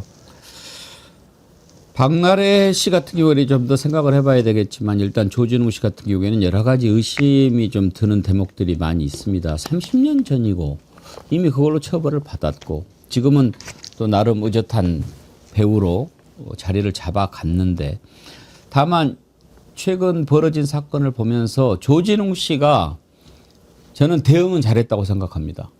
만약에 이거를 그냥 쭉 끌고 갔으면 계속 오물이 튀고 그랬겠죠. 그런데 나 그럼 은퇴할래. 이런 모습을 보여줬기 때문에 많은 국민들이 그 정도까지야? 그건 아닐 수 있잖아. 이건 조금 이제 이렇게 논란을 촉발시킨 그 결단을 보여줬기 때문에 그것 자체는 저는 잘했다고 생각을 합니다. 이제 이 부분에 대해서 좀 더 의견들이 나오겠죠. 좀 이럴 때 김박박 디라라님 일단 관심이 없습니다. 범죄에 대한 처분을 이미 받았기 때문입니다. 디스패치가 검찰과 연루돼 있을 것이라는 합리적 의심도 해봅니다. 이럴 때 좀 조용히 있었으면 하고 싶은데 꼭 이런 자들이 있어요. 이준석이 대통령이 되는데 음주운전, 공무원 자격사칭, 폭행과 집기 파손쯤은 문제없다는 것을 지난 6월 민주적 투표가 보여줬습니다. 항상 투표 결과는 국민의 가장 선명한 의사표시이기에 존중합니다. 하지만 조진웅 씨는 강간 등 혐의는 부인하고 있고 결국 폭행을 시인한 배우가 소년범 전력으로 은퇴하게 되었으니 대통령은 괜찮고 배우는 은퇴해야 되는 모순이 생깁니다. 대한민국에 깐죽이 둘이 있죠. 한목 깐죽이, 이목 깐죽이. 제발 좀 주둥이를 닥치고 있으면 좋겠어요. 어? 젓가락은 어떻게 된 거예요? 팔도 여기에 젓가락 하나 올려가지고 이 평생 젓가락이네. 예? 아니 본인이 양두구육한 사람 아니에요? 본인이 윤석열 앞에 있을 때 당대표였던 거 아닙니까? 자기가 윤석열이라는 희대의 범죄자, 내란 수계를 만들었던 그 수장이었으면서 저런 말을 하는 건 아니죠. 국민 여러분께서 잊지 않으셔야 되는 게 이준석의 과거인 겁니다. 우리가 지금까지 이런 새로운 이슈에 나올 때마다 저렇게 스트레스를 받아왔지만 또 이준석이 다른 이슈에서 유리한 그 이치를 선점하고 또 그럴듯한 얘기를 계속 해나갈 겁니다. 그럴 때마다 우리가 이준석의 과거 발언, 과거 행위, 과거 언행 이런 것들을 모두 기억하고 거기에 대한 정치적 평가를 꾸준히 내줘야 저러한 정치인이 다시는 우리 정치계에 발을 들이지 못할 겁니다. 잊지 말아주시기 바랍니다. 이준석은 제가 보기에 정치를 떠나서 정신적으로 인격적으로 미성숙한 사람이라고 생각합니다. 정말 자신이 저지른 잘못에 대해서는 하나도 반성하지 않고 다른 사람 잘못을 그냥 그것도 비열한 방법으로 끄집어내고 아주 정신적으로 미성숙한 사람이 보이는 전형적인 작태지요. 이준석한테 그냥 저는 한마디만 하면 됩니다. 시끄러 임마.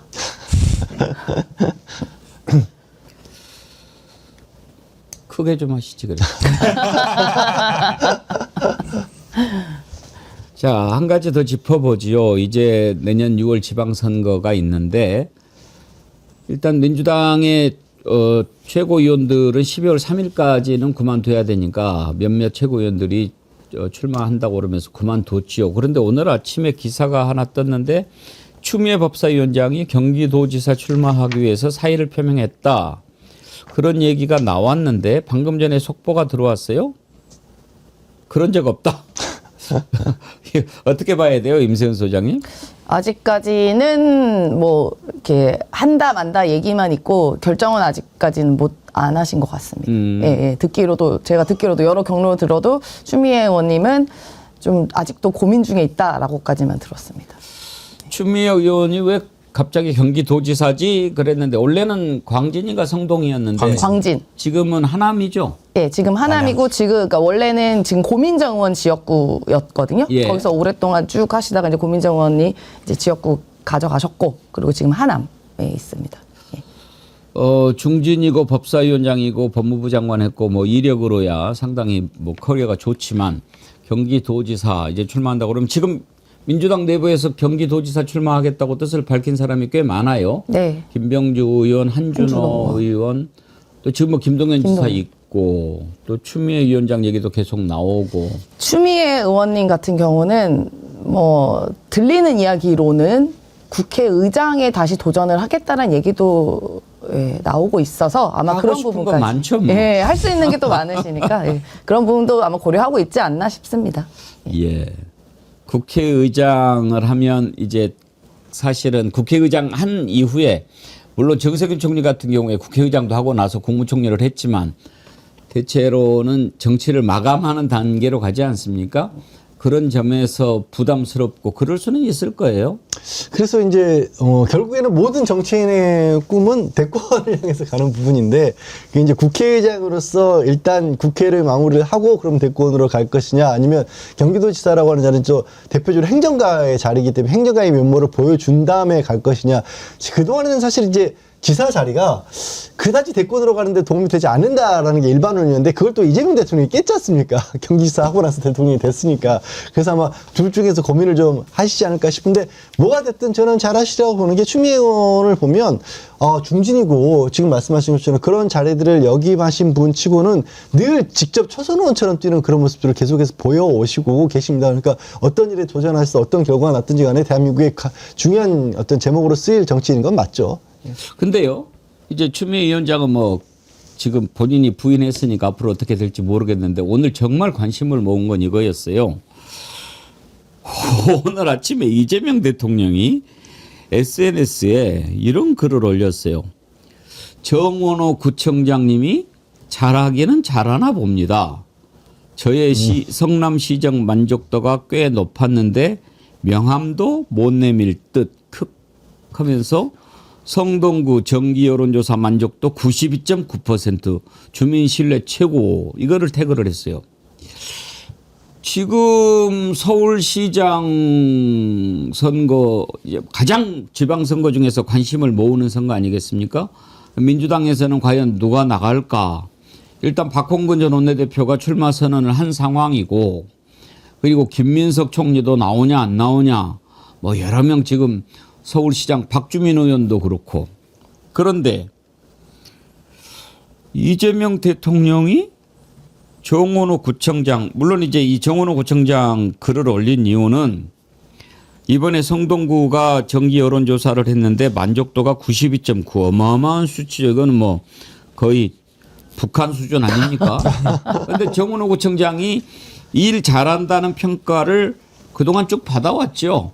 우리가 지난 추석 때 하도 유명해서 한번 봅시다 해서 인터뷰도 하고 여러분들 보셨잖아요. 제가 칭찬 많이 했죠. 참 정리가 잘 돼 있습니다. 그리고 아이디어도 좋고 비전도 있고 앞으로 훌륭한 사람이 되겠구나.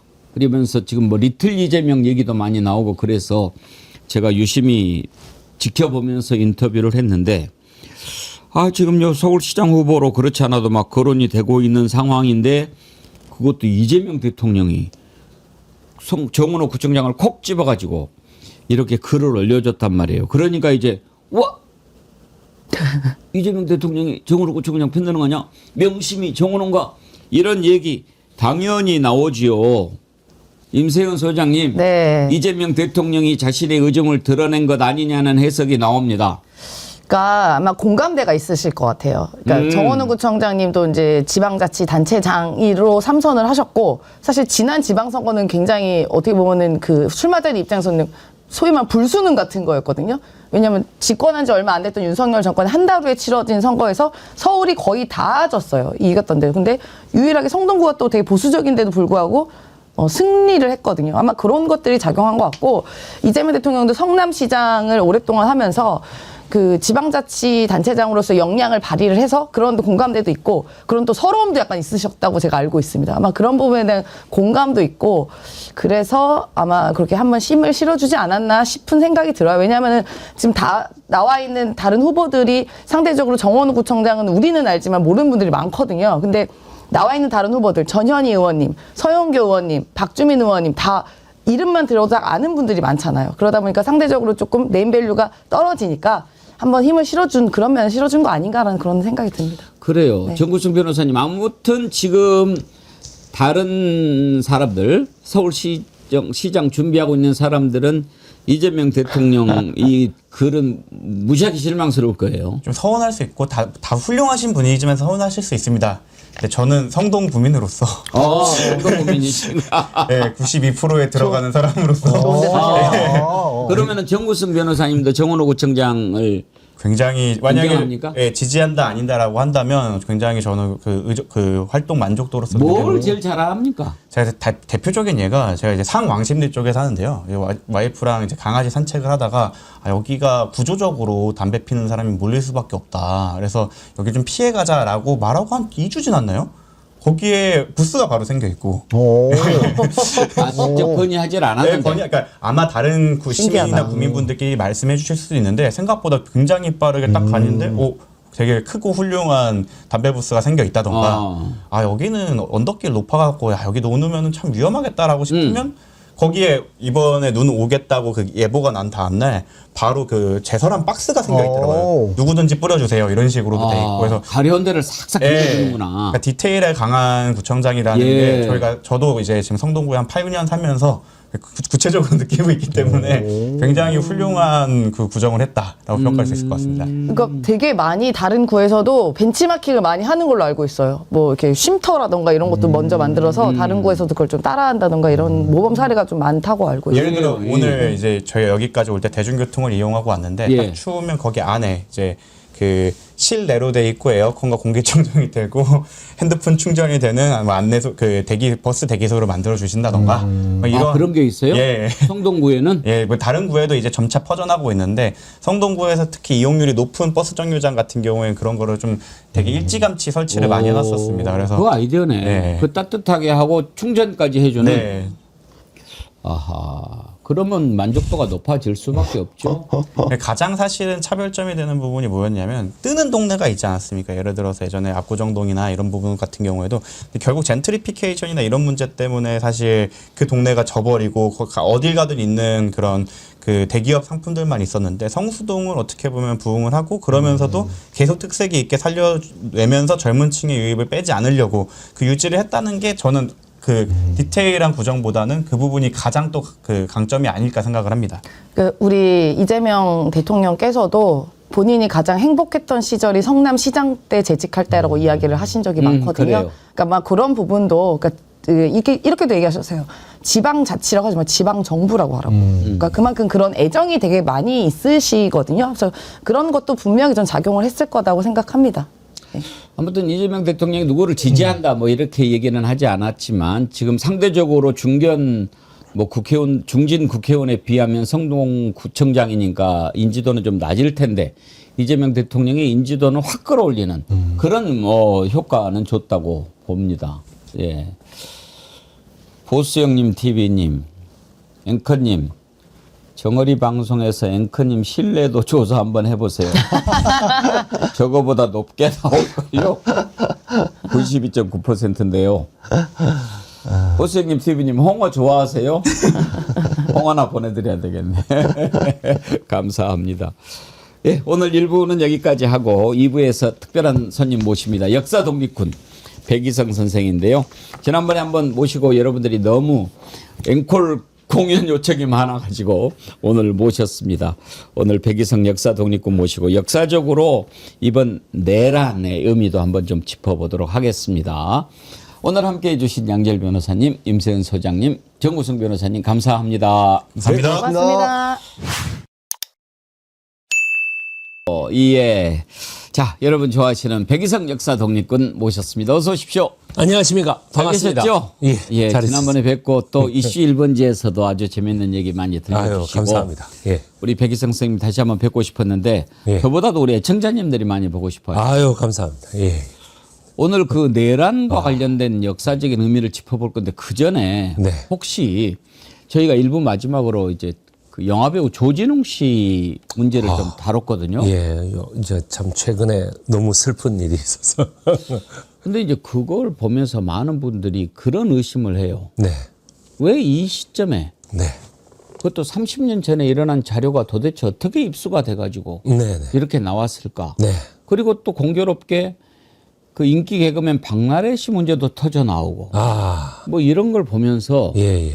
사람들이 이제 우리가 많이 겪어보고 당해봐서 항상 정치적으로 뭔가 좀 어려운 궁지에 있을 때 네, 그렇죠. 그동안에는 국정원, 검찰, 이자들이 이런 짓을 많이 했잖아요. 예, 예. 근데 이번에 이제 지금 법원도 나쁜 놈들하고 지금 같이 어울려 있으니까 예. 이런 자료가 법원에서 나와가지고 뭔가 그런 건 아닌가. 또 검찰 내일 모레 해체 앞두고 있는데 검찰이 장난치는 거 아닌가. 네. 이런 시각이 있거든요. 예, 예. 그 사실 여부는 우리가 모르지만 역사적으로 뭔가 안 좋은 것을 덮으려고 연예인들을 이용했던 그런 거 혹시 기억에 좀 있으세요? 아, 예, 뭐 있습니다. 예. 뭐 있어요? 아니, 뭐 신성우 씨하고. 예. 저 신성우 씨라고 왜 그 뭐 가수 있었지 않습니까? 예. 그거하고 이제 최시라 씨가 예. 파혼을 했다. 라는 뉴스가 예. 어마어마하게 돌았습니다. 1997년도 97년. 예, 7월 달부터 9월 달 사이에 예. 어마어마하게 돌았습니다. 이때 우리 전 국민의 관심이 신성우 최실아 커플에 다 쏠려 가지고 아무것도 뭐 정말 다른 뉴스는 안 쳐다볼 이 상황이 됐을 때 최고 인기 배우였습니다. 예, 최고 인기 배우와 최고 인기 미남 스타와의 결혼설이 4월 달에 불거졌을 때 다시 한 4개월 만에 파혼 해가지고 뉴스가 됐거든요. 예. 그때 그러고 나서 3개월 있다 뭐가 터졌습니까? 2달 있다. IMF가 터진 거죠. 그거를 정권 차원에서 뉴스로 관리한 겁니다. 절대로 먼저 사람들이 알지 못하도록 신성우 최실아가 그런 식으로 악용을 당했다고. 예. 아하. 그러니까는 그때 당시에 한덕수라든지 예. 최상목이라든가 이런 사람들이 다 현역에 있었거든요. 예. 현역에서 국장, 과장 이런 거 하던 사람들입니다. 거의 다. 그랬더니 이거 하니까 맥힌다. 그럼 어떻게 되겠습니까? 그 사람들이 나중에 돼서라도 또다시 그 수법을 쓸 수밖에 없는 거예요. 또다시 그 수법을 쓸 수밖에 없고 그렇게 되니까 조진웅이라는 사람 하나가 눈에 딱 띄인 거죠. 그렇군요. 예. 그런 사건들. 그러니까 옛날에 보면 정치 공작 차원에서 연예인들을 많이 이용했잖아요. 예, 많이 이용했죠. 이선균 씨가 극단적인 선택을 한 것도 사실은 그때 김건희 뭐 디올백이라든지 이런 것들이 많이 논란이 되고 그랬던 시점 아닙니까? 맞습니다. 승리 같은 애들은 멀쩡하게 살아있는데 그 난리를 치고도 멀쩡하게 살아있는데 그 다음에 황하나 씨 같은 사람들도 연예인은 아니지만은 유명인으로서 잘 살아있는데 우리의 나의 아저씨, 우리의 이성균 배우는 유명을 달리했습니다. 네. 그러면은 지금 일어난 조진웅 씨 사건도 혹시 하고 보십니까? 저는 뭐 혹시가 아니라 뭐 100%다 그렇게 보고 있습니다. 그러면은 누가? 아니 검찰에서 캐비넷을 꺼냈겠죠.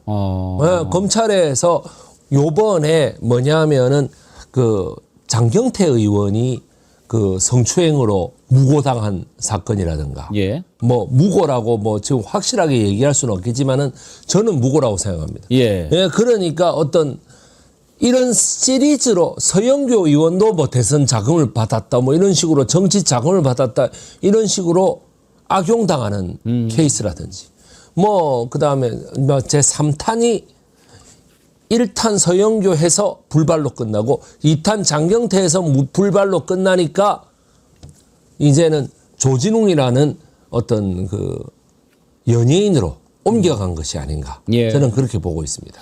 사실 이성균 씨 참 안타까운 그때는 가장 기억에 남는 게 김승희라고 예. 그 의전비서관 했던 친구 있잖아요. 예. 그자 자녀 학폭 문제가 생겼거든요. 예, 그렇죠. 그거 덮기 위한 것이었을 거라는 게 가장 유력한 아, 얘기죠. 네네. 이런 식으로 하는데 그렇다면 지금은 검찰 쪽에서 이런 것이 흘러나와서 그랬을 것이다. 네. 그러면 검찰이 얻는 게 뭐예요? 아무래도 그 조진웅이라는 배우가 두 가지 이유가 있죠. 뭐냐면 좀 건실하고 아주 정의파의 어떤 이미지로 인기가 좋은 사람. 예. 그 다음이 두 번째 이재명 대통령에 대한 어떤 지지를 밝히고 이재명 대통령에 대한 어떤 그 여러 가지 찬성 이미지가 강했단 말이죠. 이 사람이 독립군이라든가 친일 어떤 그를 처단하는 독립군의 이미지, 저도 마찬가지 아니겠습니까? 역사 독립군의 이미지 이런 게 강했는데 그게 아니라 사실은 어렸을 때부터 검찰이 말하기를 검찰이 기획하는 거는 뭐겠습니까? 어렸을 때부터 싹수가 노란 놈이야. 이런 어떤 사실 알고 보면 싹수가 노란 놈이야. 이런 이미지를 구가하려고 했다는 것이죠. 그리고 사실 조진웅 씨 하면은 홍범도 장군으로 유명하잖아요. 예, 그렇죠. 홍범도 장군. 홍범도 장군 그 영정 옆에 있는 사진 한번 다시 보여주시죠. 그 유해를 그 모시고 올 때 예. 조진웅 배우가 직접 네. 가가지고 카자흐스탄에 모시고 왔거든요. 예. 그리고 올해 광복절 경축식 때 조진웅 배우가 국회에 대한 경례문을 대표 낭독했어요. 네, 그렇습니다. 이게 그동안 이제 국회에 대한 경례 같은 것은 여기. 독립유공자 후손이나 예. 뭐 국위를 선양한 스포츠 스타들이 주로 맡아왔는데 올해 광복절에 특히 조진웅 씨가 발탁이 돼가지고 화제가 됐는데 이런 것들을 그냥 한꺼번에 이미지를 그냥 더럽게 칠해버리는 그런 작전이었을 수 있다는 거죠. 예, 그렇습니다. 뭐니 해도 조진웅 배우 하면은 대장 김창수. 예. 백범 김구 선생의 어렸을 때 이름이었던 예. 김창수를 그 극화한 영화의 주연을 맡아서 바로 백범 김구 선생의 역할을 맡았던 것이죠. 그러한 어떤 이미지 전체를 깎아내려 버리겠다. 우리 사회의 어떤 그 친일파를 처단하자는 분위기, 그리고 또 그다음에 이재명 대통령을 찬성하는 분위기, 그다음에 각종 그 독립군의 이미지 이런 것들을 모조리 깎아내리는 역할을 했을 것이다. 저는 그렇게 보고 있습니다. 예. 그런데 이것도 이제 나중에 시간이 지나면 진실이 좀 드러나지 않겠습니까? 한번 지켜보도록 하지요. 네네. 예. 역사학자로서 보는 내란 참 우리들이 생각하는 것과 좀 다를 것 같습니다만 어찌어찌 1년이 지나버렸습니다. 1년이 지났습니다. 1년 동안 우리가 많은 일이 있었는데 우리 역사 독립군 백이성 쌤이 보는 1년은 어떤 1년이었습니까? 네. 한마디로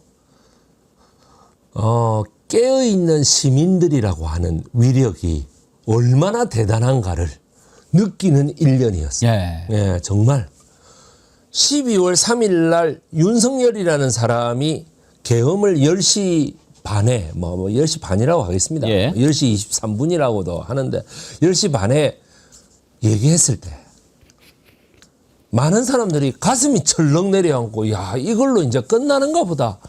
저만 해도요 수원 광교에서 제가 그 몸이 아파가지고 이래 이제 누워가지고 있으면서 계엄이 일어났다는 소리에 깜짝 놀라가지고 예. 깼거든요. 무슨 소리냐 지금 한마디로 미쳤느냐 이런 식으로 얘기를 많이 했는데 그러고 나서 한 30분 정도 있다간가 국회로 국민들이 몰려드는 걸 보고 제가 혼자서 한 30분 동안 계속 박수를 치고 있었어요. 정말 대단하다. 정말 대단하다. 어떻게 저렇게 깨어있는 시민들이 그 707 특임단이라고 하는 군대가 실탄을 장전해가지고 총기를 들고 오지 않았습니까? 그런데 거뜩이다 대고 맞선단 말이죠. 예. 맞서고 국회 진입을 막고 그 사람들이 경찰과 한패가 돼가지고 국회를 막고 국회의원들이 올라가는 걸 막는데 그거를 막고 국회의원들을 다 올려 보내주는 그런 거를 보면서 야 우리나라 시민들이 정말 장난이 아니다. 그러고 나서 1년 동안 탄핵 시위가 계속해서 일어나고 그다음에 파면 촉구 시위가 계속해서 일어나고 결국 파면되고 결국에는 이재명 대통령이 당선되고 그 뒤로도 계속해서 특검이 통과되고 특검이 수사를 계속하면서 어떤 법원이라고 하는 원래 이 강력한 반대쪽의 이미지가 올라오면은 강력한 이쪽의 이미지도 올라옵니다. 따라서 뭐냐면은 깨시민이 그만큼 위대하게 일을 했기 때문에 법원이라고 하는 빌런이 올라오는 거라고 저는 생각합니다. 그래요. 그러니까 정말 이재명 대통령이 말한 대로 예. 그 과정에서 보여줬던 우리 깨어있는 시민들의 그런 위대한 일은 노벨 평화상 충분히 받을 만하다. 당연한 그렇게 생각하죠. 저는 노벨 평화상이 부족하다고 생각하는 사람입니다. 예. 그런데 아까 10시 30분이라고 이야기하셨는데 네. 뭐 이제 큰 의미가 있겠습니까만은 워낙 윤석열 김건희 부부가 이상한 짓을 많이 했기 때문에 10시 23분 12월 3일 10시 23분에 했던 것도 이유가 있다라고 보는 것들이 많이 나오거든요. 1, 2, 3.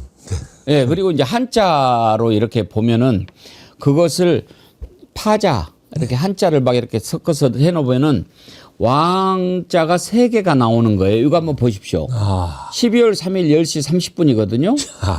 근데 이제 12월을 한자를 이렇게 합치면 왕자고 3일 10시도 왕자고 30분도 왕자고 이게 왕이 3개가 되는 거란 말이에요. 야. 근데 이자가 그동안에 김건희는 물론이고 이 무속이나 도참에 빠져 있었던 것들이 많이 드러나지 않습니까? 네, 그렇습니다. 이번에도 뭔가 날짜를 택일한 것도 뭔가 그 영향은 없었을까 우리가 당연히 의심하게 되거든요. 역사적으로 이렇게 도참에 빠져 있는 자들의 말로 어땠습니까? 도참에 빠져 있는 자들의 말로는 다들 좀 별로 안 좋았습니다. 예를 들면 어떤 자들이 있었습니까? 공민왕이 있었고. 공민왕 뭐 고려까지 가면은 너무 멀고 예. 조선 시대에 인조 반정, 네. 광해군이 인조 반정을 일으키는 그 상황을 한번 보셔야 됩니다.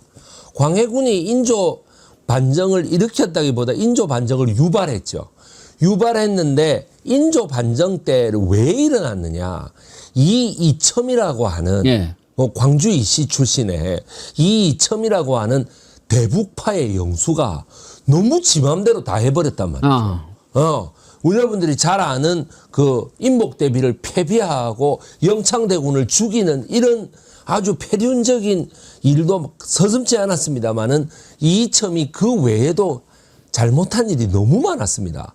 그럼에도 불구하고 광해군이 끝까지 이이첨을 감싸 안았던 거예요. 따라서 서인들이 반란을 일으키죠. 그게 바로 인조 반정입니다. 인조 반정인데 이이첨은 항상 자줏빛 고름을 하고 다녔다고. 왜요? 그게 자줏빛이 자기를 지켜줄 거예요. 지켜준다. 정말입니다. 그래가지고 항상 뭐냐면은 야 니는 무슨 여자냐 왜 자꾸 자줏빛 고름을 하고 다니느냐. 팥색이라고 그럴까? 예, 팥색. 지금 우리 정어리 TV 우리 예. 백운기 앵커님께서 입고 계시는 이것도 팥색이죠. 그 와이셔츠 예. 그게 팥색이라고 볼 수 있겠네요. 예, 그런 거를 항상 들고 다녀요. 그 이이첨은 바로 인조 반정이 일어나자마자 참수당했죠. 그리고 뭐 도참 사상이라는 거는 예. 도저히 그 한 개인과 국가를 책임져 줄 수 없음에도 불구하고 어렸을 때부터 맨날 그 권력의 한직을 맴돌았던 그리고 권력에서 맨날 탄핵당했던 이이첨으로서는 언제 자기 권력을 잃을 것인가를 항상 걱정하면서 자줏빛 고름을 달고 다녔던 거예요. 그럼 오신 김에 지난번에 김건희가 윤석열을 데리고 그 건청궁이라는 명성황후 침소 있지 않습니까? 예. 거기 곤영합이라는 데 들어가가지고 네네, 10분 동안 그렇습니다. 있다가 나왔다고 해요. 예. 도대체 거기에서 무슨 짓을 했을까 정말 궁금한데 경호원들도 못 들어오게 하고 예. 우리 백이성 선생님이 짐작하시기에는 이 자들이 거기에서 뭐 했을 것 같습니까? 예. 여기 정어리 TV에도 자주 나오시는 김준영 의원님하고 제가 만났는데 아하. 예, 김준혁 의원님이 저한테 말씀하셨어요. 방울 소리가 끊임없이 들렸다 그럽니다. 그 10분 동안. 방울 소리. 김준혁 의원 지난번에 왔는데 또 방울 소리 얘기는 우리한테 안 하시던데. 저보고 하라고. 예. 그래가지고 이 방울 소리가 끊임없이 들렸다고 합니다. 예. 그래서 뭐냐면은 제사를 지내지 않았겠느냐. 우리가 누군가 충문을 외거나 제문을 읽을 때에 그거는 암송할 수는 있습니다. 암송할 수도 있고 묵독을 할 수도 있어요. 침묵 속에 읽을 수도 있는데 방울은 어떻게 소리를 죽일 수가 없어요. 그렇죠. 야, 방울을 흔든다 셈치고 이게 안 된단 말이야. 그냥 방울을 계속 동당동당 흔들면서 뭐냐 하면은 뭐 어쩌고 저쩌고 뭐 대통령 윤석열 뭐 처 김건희 뭐 이러면서 나올 수 있어요. 예. 저는 그래서 그 자기들만의 제사를 지내지 않았겠느냐. 무슨 제사를 지냈을까 궁금하고 왜 하필이면 명성황후 침소에서 그거는 제가 좀 더 확실하게 말씀드리자면 이거는 뭐 어디까지나 제 내피셜입니다만은 김건희가 자기가 개헌 후에 대통령이 되면 경복궁을 아마 집무실로 쓰려고 했던 것 같아요. 김건희가 대통령 생각을 했어요? 100%입니다. 제가 봤을 때. 무슨 근거로? 그거 뭐 근거가 꼭 필요하겠습니까? 김건희가 반드시 개헌 후에는 지금 3특검의 모든 결론을 하나로 뭉치면 김건희입니다. 그냥 내란 특검, 김건희 특검, 최상병 특검을 하나로 합치면 결국 김건희라는 얘기죠. 결국에는 김건희 자기가 권력을 잡을 생각이 있었다는 거예요. 김건희에 의한 김건희를 위한 내란. 개헌이다. 예. 그렇게 보고 있습니다. 내란이다. 그래요. 예. 그 말씀 듣고 보니까 또 정답인 것 같습니다. 그러니까 예, 뭐 김건희 대통령 만들기. 그 정답이라기보다는 역시 제가 봤을 때는 참 김건희라는 인물이 예. 참 우리 대한민국에 있어서 대단한 인물이다. 예, 저는 그래 보고 있습니다. 대단하기는 한데 사실 속강정을 이렇게 뒤집어 놓고 보면은 아무것도 아닌 정말 자기 그 8월 달에 그 잡혀 들어가면서 했던 말 아무것도 아닌 사람이 이렇게 온 국민을 들쑤셔서 맞는 말이에요.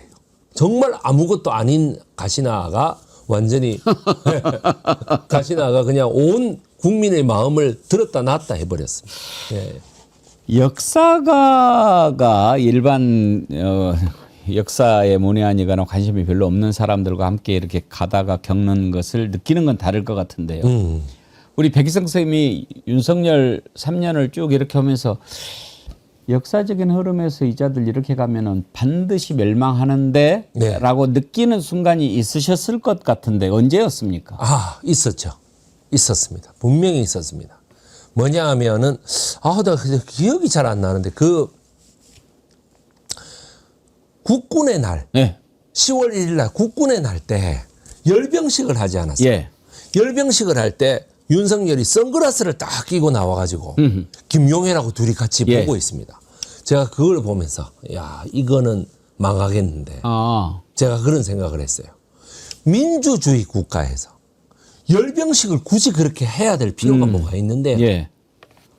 시진핑은 전체주의 국가예요.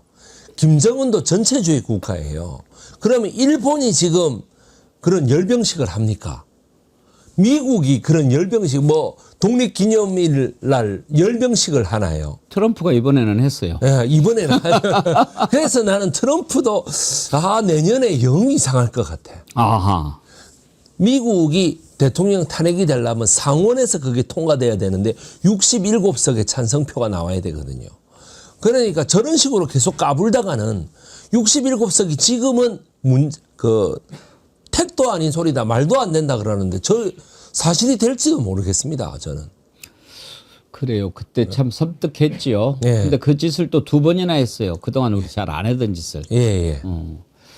이번에 이렇게 내란 과정을 쭉 지켜보면서 참 그 밥에 그나물이고 그놈들이 그놈이다라고 싶은 게 옆에서 직원하고 충원하고 하는 사람들이 한 놈만 있었어도 네, 그렇습니다. 이렇게 됐겠나 싶은데 한덕수 그렇죠, 이상민 그렇죠, 박성재 그렇죠. 다들 한 통속이 돼가지고 그냥 하시옵소서 이 짓을 했지 않습니까? 예, 그렇습니다. 역사적으로 이렇게 옆에서 이야기를 하는 사람이 없을 때 다 망했죠. 다 망했습니다. 가령 아까 말씀드린 인조 반정도 광해군 정권이라는 게 대북 정권, 대북인의 정권이었는데 대북인 정권들로만 조정이 다 채워져 있었거든요. 예. 그러니까 전체 선비들로 봤을 때는 대북인 정권은 극소수였는데도 불구하고 그 극소수로 모든 관직을 다 채우고 있었던 겁니다. 따라서 전부 다 광해군 마마, 당신이 옳습니다. 전하, 당신이 옳습니다. 이래버리기 때문에 그냥 인조 반정이 일어나기 3시간 전까지만 해도 광해군은 연회를 베풀고 있었다라는 얘기예요. 예. 역사에서 추경호나 한덕수 같이 왕의 잘못을 보고도 그냥 입 닫고 잘못하지 않는, 그냥 잘못을 지적하지 않은 자들이 많이 있을 텐데 네. 가장 손꼽는 최측근이라면 어떤 자를 꼽겠습니까? 저는 이첨을 꼽습니다. 이첨을. 예, 이첨을 꼽습니다. 그리고 영조도 제가 생각하는 정치를 좀 잘못한 사람이라고 본다면은 영조 옆에 있었던 문성국이. 예. 예, 문성국이라고 제가 말씀드리는 이유는 이름만 있었고 이 사람이 직책이 없었어요. 예. 그러니까 자기 여동생이 수기 문씨였다라는 거 외에는 아무것도 없었습니다.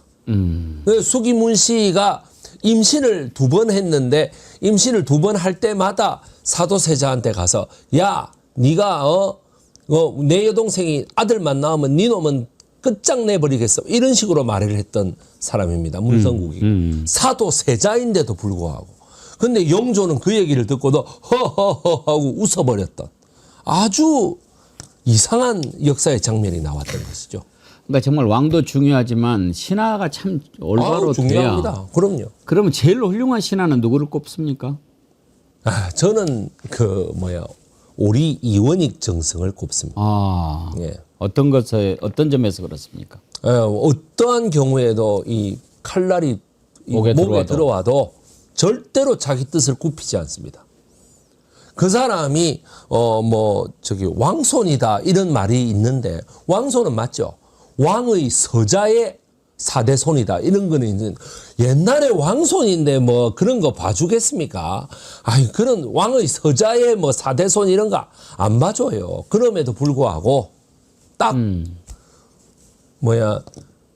현직을 지키면서도 현직에서 물러나서 유배 가는 이런 거는 저는 정치적으로 좀 약하다고 보기 때문에 현직을 지키고 영의정임에도 불구하고 왕이 목숨을 내놓으라고 하는 협박을 하는데도 불구하고 절대로 굽히지 않는 오리 이원익 정성을 저는 꼽고 싶습니다.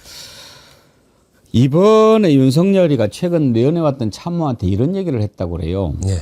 비상계엄 선포 안 했어도 우리 죽었을 거다. 네네. 무슨 뜻으로 그 얘기를 했을까요? 아니 명태균 게이트가 예. 이제는 턱 밑에 치고 들어왔던 거죠. 예. 민주당에서 10월 달에 12월 달에 계엄이 있었으니까 10월 달에 말이죠. 민주당에서 윤석열 대통령이 김영선이 해주라 그랬는데 말이 많네 당에서 라고 말하는 그거를 육성을 틀지 않았습니까? 예. 녹음 파일을. 전 국민에게 공개하지 않았습니까? 그렇게 하니까 어떻게 명태균 특검이 만들어지고 김건희 특검이 만들어지고 한동훈 법무부 장관이 그 자기 계열의 국회의원들을 가지고 이건 한동훈 이름을 걸고 이거는 통과시키겠다라고 얘기를 했잖아요. 자, 먼저 과반수를 넘어서 국무회의로 갔는데 국무회의에서 국무회의에서 거부권을 행사해가지고 돌아왔는데 그럼 다시 200석이 넘어가면 이게 통과가 되지 않습니까? 한동훈이 이거는 내가 통과를 시켜야 되겠다라고 얘기하는 순간 저는 윤석열과 김건희의 머릿속에서 계엄밖에는 내가 살 방법이 없겠구나라고 하는 어떤 마음이 들었을 거라고 생각합니다. 예. 우리가 흔히 이제 역사 얘기할 때 역사는 반복된다. 역사를 잊은 자에게 미래는 없다. 이런 이야기들을 많이 하지 않습니까? 네, 그렇습니다. 역사가로서 공부를 해보셨을 때 그 두 가지 명제라고 그럴까? 다 동의하십니까? 동의합니다. 아. 예. 제 첫 번째 책이 예. 제목이 역사는 반복된다. 아하. 예, 그렇습니다. 그러면은 이제 역사가나 역사학자들이 미래를 전망할 때 그건 단순히 예언 차원이 아니고 역사는 반복되는 그런 속성이 있기 때문에 옛날에 경험하고 공부했던 그 역사를 통해서 미래를 내다보는 것 아니겠습니까? 예, 그렇습니다. 그래서 역사학자들이 미래를 전망하는 것에 대해서 우리가 좀 관심을 갖고 들여다보는 건데 최근에 이런 전망을 하셨어요. 내년 지방선거 지방선거. 예, 15대 2다. 예. 이런 전망을 어디에서 하신 거예요? 예, 제 유튜브 채널에서 했습니다. 예, 그러셨군요. 지난 일요일에. 예. 왜 이런 전망을 내놓으셨습니까? 지난 토요일에 제가 했던 전망인데요. 우리가 이제 역사는 주로 그 역사책의 아주 중국 고전 중에 하나가 자치통감이라는 게 있습니다. 자치통감이라는 건 스스로의 통치를 돌아본다. 뭘 돌아보냐? 감이 뭐냐? 거울 감자예요. 거울을 이렇게 보면서 과거를 거울로 보는 것이죠. 거울을 보면서 자기를 돌아본다 이 말이거든요. 그러니까 2018년도에 지금 여러 가지 역사적인 상황하고 지금하고 똑같다.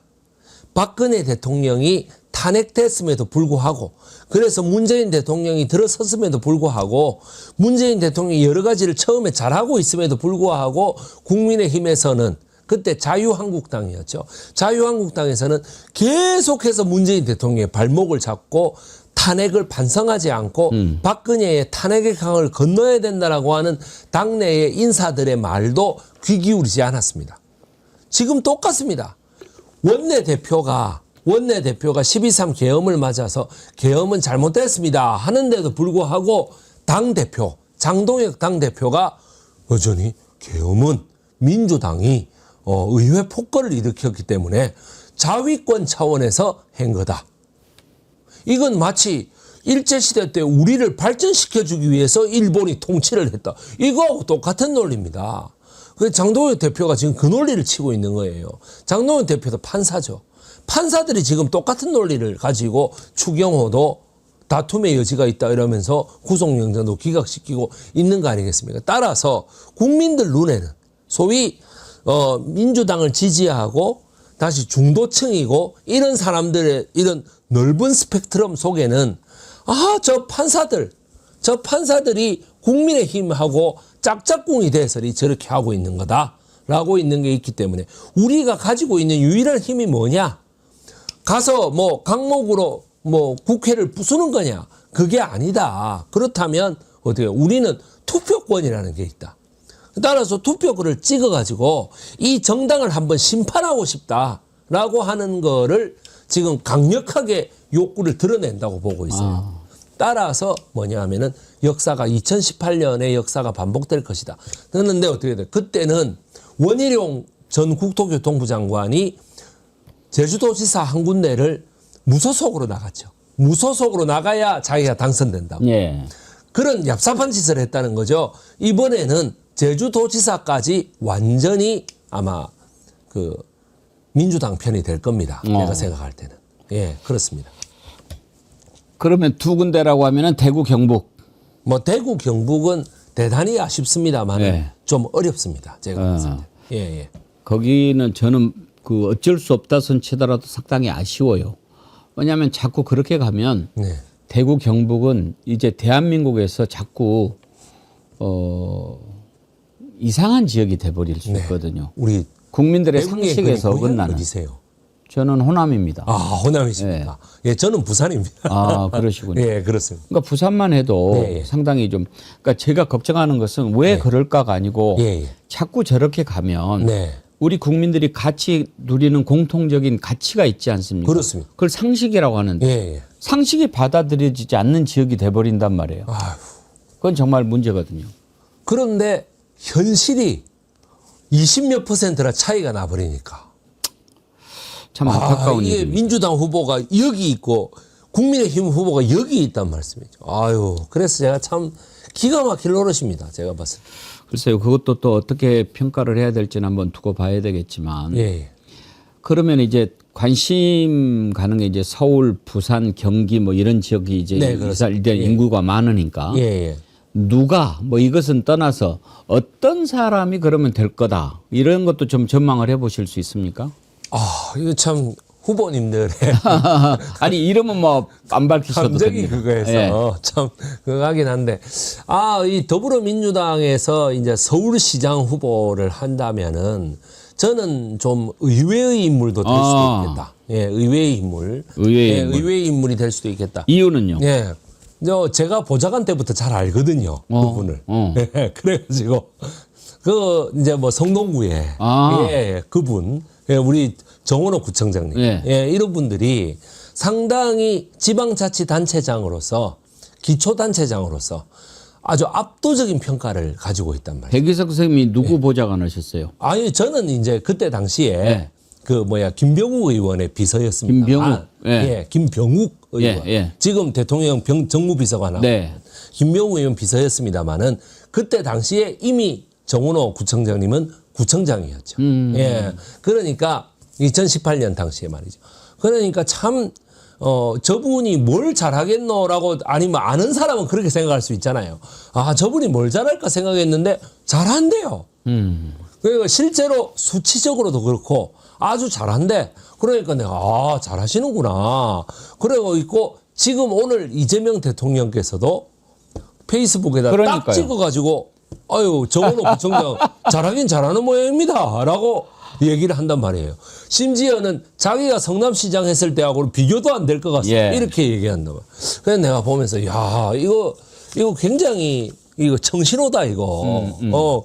그런 생각을 합니다. 엄청 힘 실어준 거죠. 힘을 전에 한 요 정도였으면 이 정도로 실어준 거 아니겠습니까? 사실은 지금 예. 이제 뭐 요즘에는 막 그런 표현 잘 안 쓰지만 거의 명심 수준입니다. 예, 그러니까 뭐 6개월 이제 앞으로 다가온 예. 그 선거에서 엄청나게 이거는 아주 큰데요. 주목받게 된 예, 거죠. 그러니까는 뭐냐면은 오세훈 시장이 부동산 문제라든가 어떤 저기 한강버스 문제, 뭐 서울의 쥐 문제, 서울의 쥐가 엄청 많이 돌아다니고 있거든요. 그러니까 쥐 문제라든가 이런 거를 가지고 지금 계속해서 비난을 받고 있는데 정원호 구청장이 하면 이런 문제는 깨끗하게 해소될 것 같습니다. 더군다나 서울시장을 제가 뭐 정원호 구청장뿐만 아니라 그 전현희 의원도 그렇고 박홍근 의원도 그렇고 서영교 의원도 그렇고 반드시 제가 민주당 의원이 돼야 된다는 이유가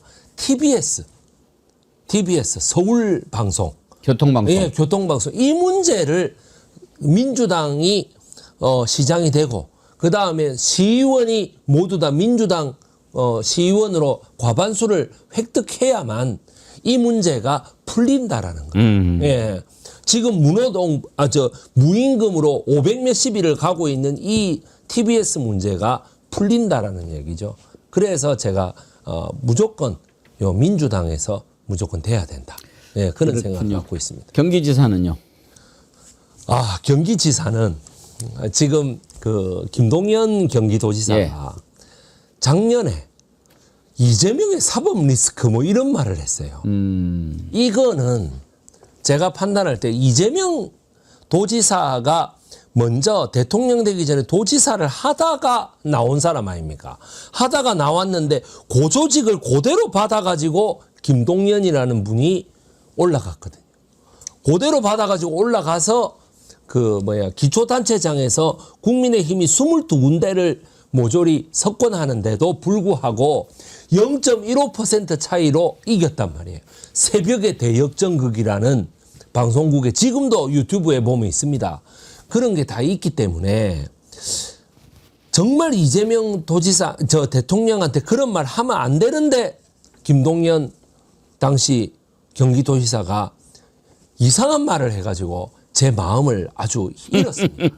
그래서 제가 여기 유튜브 방송이니까 좀 얘기하는데 경기도 고향에 있는 한준호 의원 같은 분들이 있죠. 이런 분들이 젊은 패기로 아주 잘생겼잖아요. 젊고 젊은 패기로 아주 정확하게 그 경기도정에 도전을 하시면은 추미애 법사위원장은 뭐 워낙 많은 분들이 지지하니까 제가 뭐 공개적으로 얘기를 안 하겠습니다만 한준호 의원 같은 분이 정확하게 딱 그 얘기를 한다면은 어떤 좀 경기도지사의 활기가 띄어지지 않겠느냐. 알겠습니다. 예, 그런 생각을 합니다.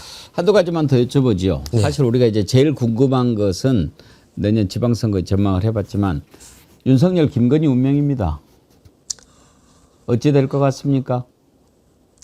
저는 윤석열은 반드시 제 마음 같아서는 저는 진짜 김윤식 꼴이 났으면 좋겠어요. 김윤식. 예. 그 대한제국 초기에 예.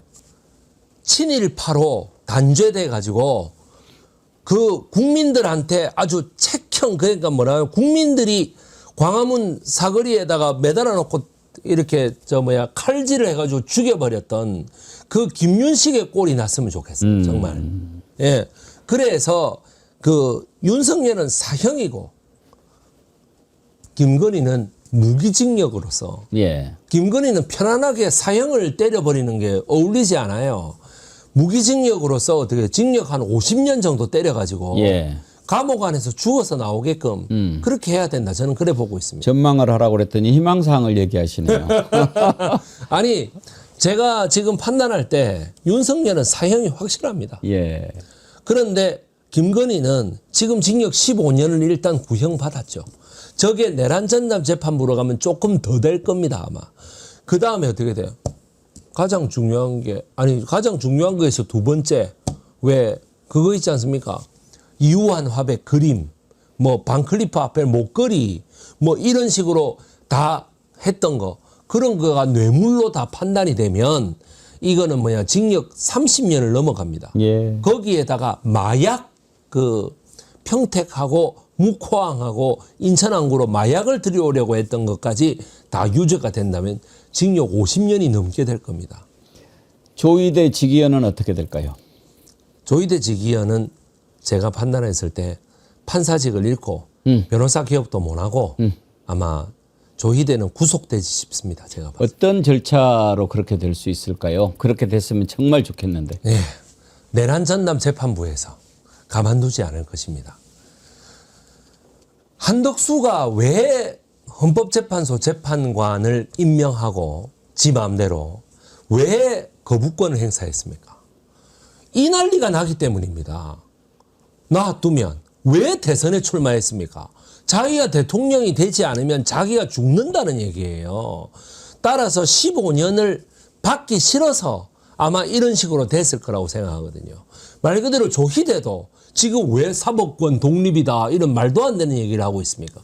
자, 계엄의 날에 계엄이 통과됐으면 자기는 계엄사령관 밑에 있는 사람 아닙니까? 대법원장이라는 거는. 그러면은 사법권 독립을 정식으로 해칠 텐데 왜 사법권 독립을 자꾸 내세우면서 내란특별재판부를 위헌이다라고 말도 안 되는 소리를 합니까? 내란특별재판부를 만약에 인용을 하게 되면은 자기는 거부권을 행사하다가 실패하고 대선에 출마하다가 실패한 한덕수의 꼬라지가 날 거거든요. 그래서 저는 조희대가 길을 쓰고 지금 내란특별재판부를 막는다고 생각하고 있습니다. 없는 아이디님이 역사학자는 신뢰가는 예언가인 것 같습니다. 그런 글 보내주셨는데 저도 지금 그런 생각으로 듣고 감사드립니다. 있습니다. 예. 끝으로 예. 역사는 반복되고 역사를 잊은 자에게 미래는 없다. 역사 공부하는 분들은 다 똑같이 생각하는 그런 격언인데 네. 지금 이해도 안 가는 짓을 해대는 이른바 극우 역사학자들. 네. 그건 도대체 왜 그런가 저는 이해가 안 가는데 예. 왜 그럽니까 그자들은? 극우 역사학자라는 게 한 명이죠. 극우 역사학자라는 게 예. 역사를 그 하는 전한길 씨 같은 사람이 역사학자라고 학자 볼수 아니죠 있습니다. 그런 자들은. 아니 그런 분들은 그냥 강사죠. 예. 강사. 예, 그러니까 김영석이는 학자로 볼 수 있습니까? 김영석 씨요. 독립기념관장? 아, 그 사람은 그냥 관료라고 봐야죠. 그래요? 학자라가 아니라. 그러니까 뭐냐 하면은 아로테시 자기 기수에게 수장고를 보여줬다는 예, 거예요. 예. 이거는 명백한 위법이거든요. 예. 그러니까 그럼에도 불구하고 지금 이재명 대통령이 직권 면직을 안 하고 있는 이유는 딱 보고 있는 걸 겁니다. 뭔가 더 거대한 것이 나타났을 때 더욱 더 아주 이 경상도 말로 꼬랑대를 매겨가지고 아주 그냥 날려버려야 되겠다. 아마 이런 식으로 생각을 하고 계실 거예요. 예. 예, 그런데 이 학자들이라는 거는 제가 봤을 때는 사람이 이런 게 있는 것 같습니다. 한 번 어떤 판단을 자기가 잘못했다는 거죠. 한 번 판단을 잘못해서 그때 당시 서부지방법원에 잘못 쳐들어가가지고 모든 저 극우 애들이 막 쳐들어가서 부수고 했을 때 서부지방법원은 민주당 책임이다라고 말을 하면서 이게 불거진 사태입니다. 전한길 씨가요. 방금 극우 역사학자들은 왜 그런가 제가 질문을 드렸는데 잠깐 버퍼링이 생겨가지고 예. 못 들은 분들이 꽤 많이 계신 것 같은데. 아, 그렇습니까? 예. 그렇습니다. 그랬어요? 예, 예. 그러면은 그 부분 질문을 다시 한번 좀 여쭙고 가야 될 것 같은데 지금은 정상이 됐습니까? 예. 인터넷이 갑자기 지금 이제 살았어요? 예. 예, 잠깐 버퍼링이 있었습니다. 여러분, 제가 질문 드린 거 못 들으신 분들이 많이 계실 건데 마지막으로 그 질문을 드리도록 하겠습니다. 역사는 반복된다. 역사를 잊은 자에게 미래는 없다. 이런 역사가들은 다 아는 사실인데 그 일부 극우 역사가들은 말도 안 되는 짓을 하고 정말 우리가 이해할 수 없는 짓을 해대는데 그거는 왜 그렇습니까? 예. 역사학자라는 사람들이 지금 한 6, 7명 정도 나오는 것 같습니다. 동북아 역사재단의 박지향 이사장, 국사편찬위원회 허동현 위원장, 한국중앙연구원의 김낭년 위원장 이런 식으로 쭉 봤을 때 결국에는 그 모든 얼굴 마담을 자처하고 있는 사람이 전한길 씨죠. 전한길 씨는 지리학과 출신입니다. 아. 지리교육학과 출신이거든요. 따라서 그래서 우리들은 그렇게 모질이 짓을 하는가? 네, 우리들은 모질이.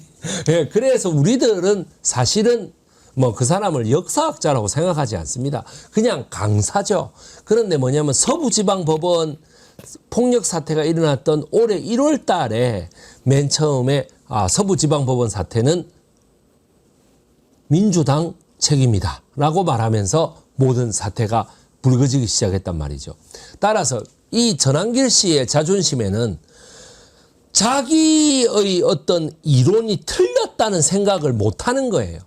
자기는 이미 방아쇠가 한번 당겨진 총알이 끝까지 자기 틀린 방향대로 방아쇠가 당겨지면 그냥 가는 것처럼 끝까지 어떤 자기의 의견을 굽히지 않고 계속해서 나가는 겁니다.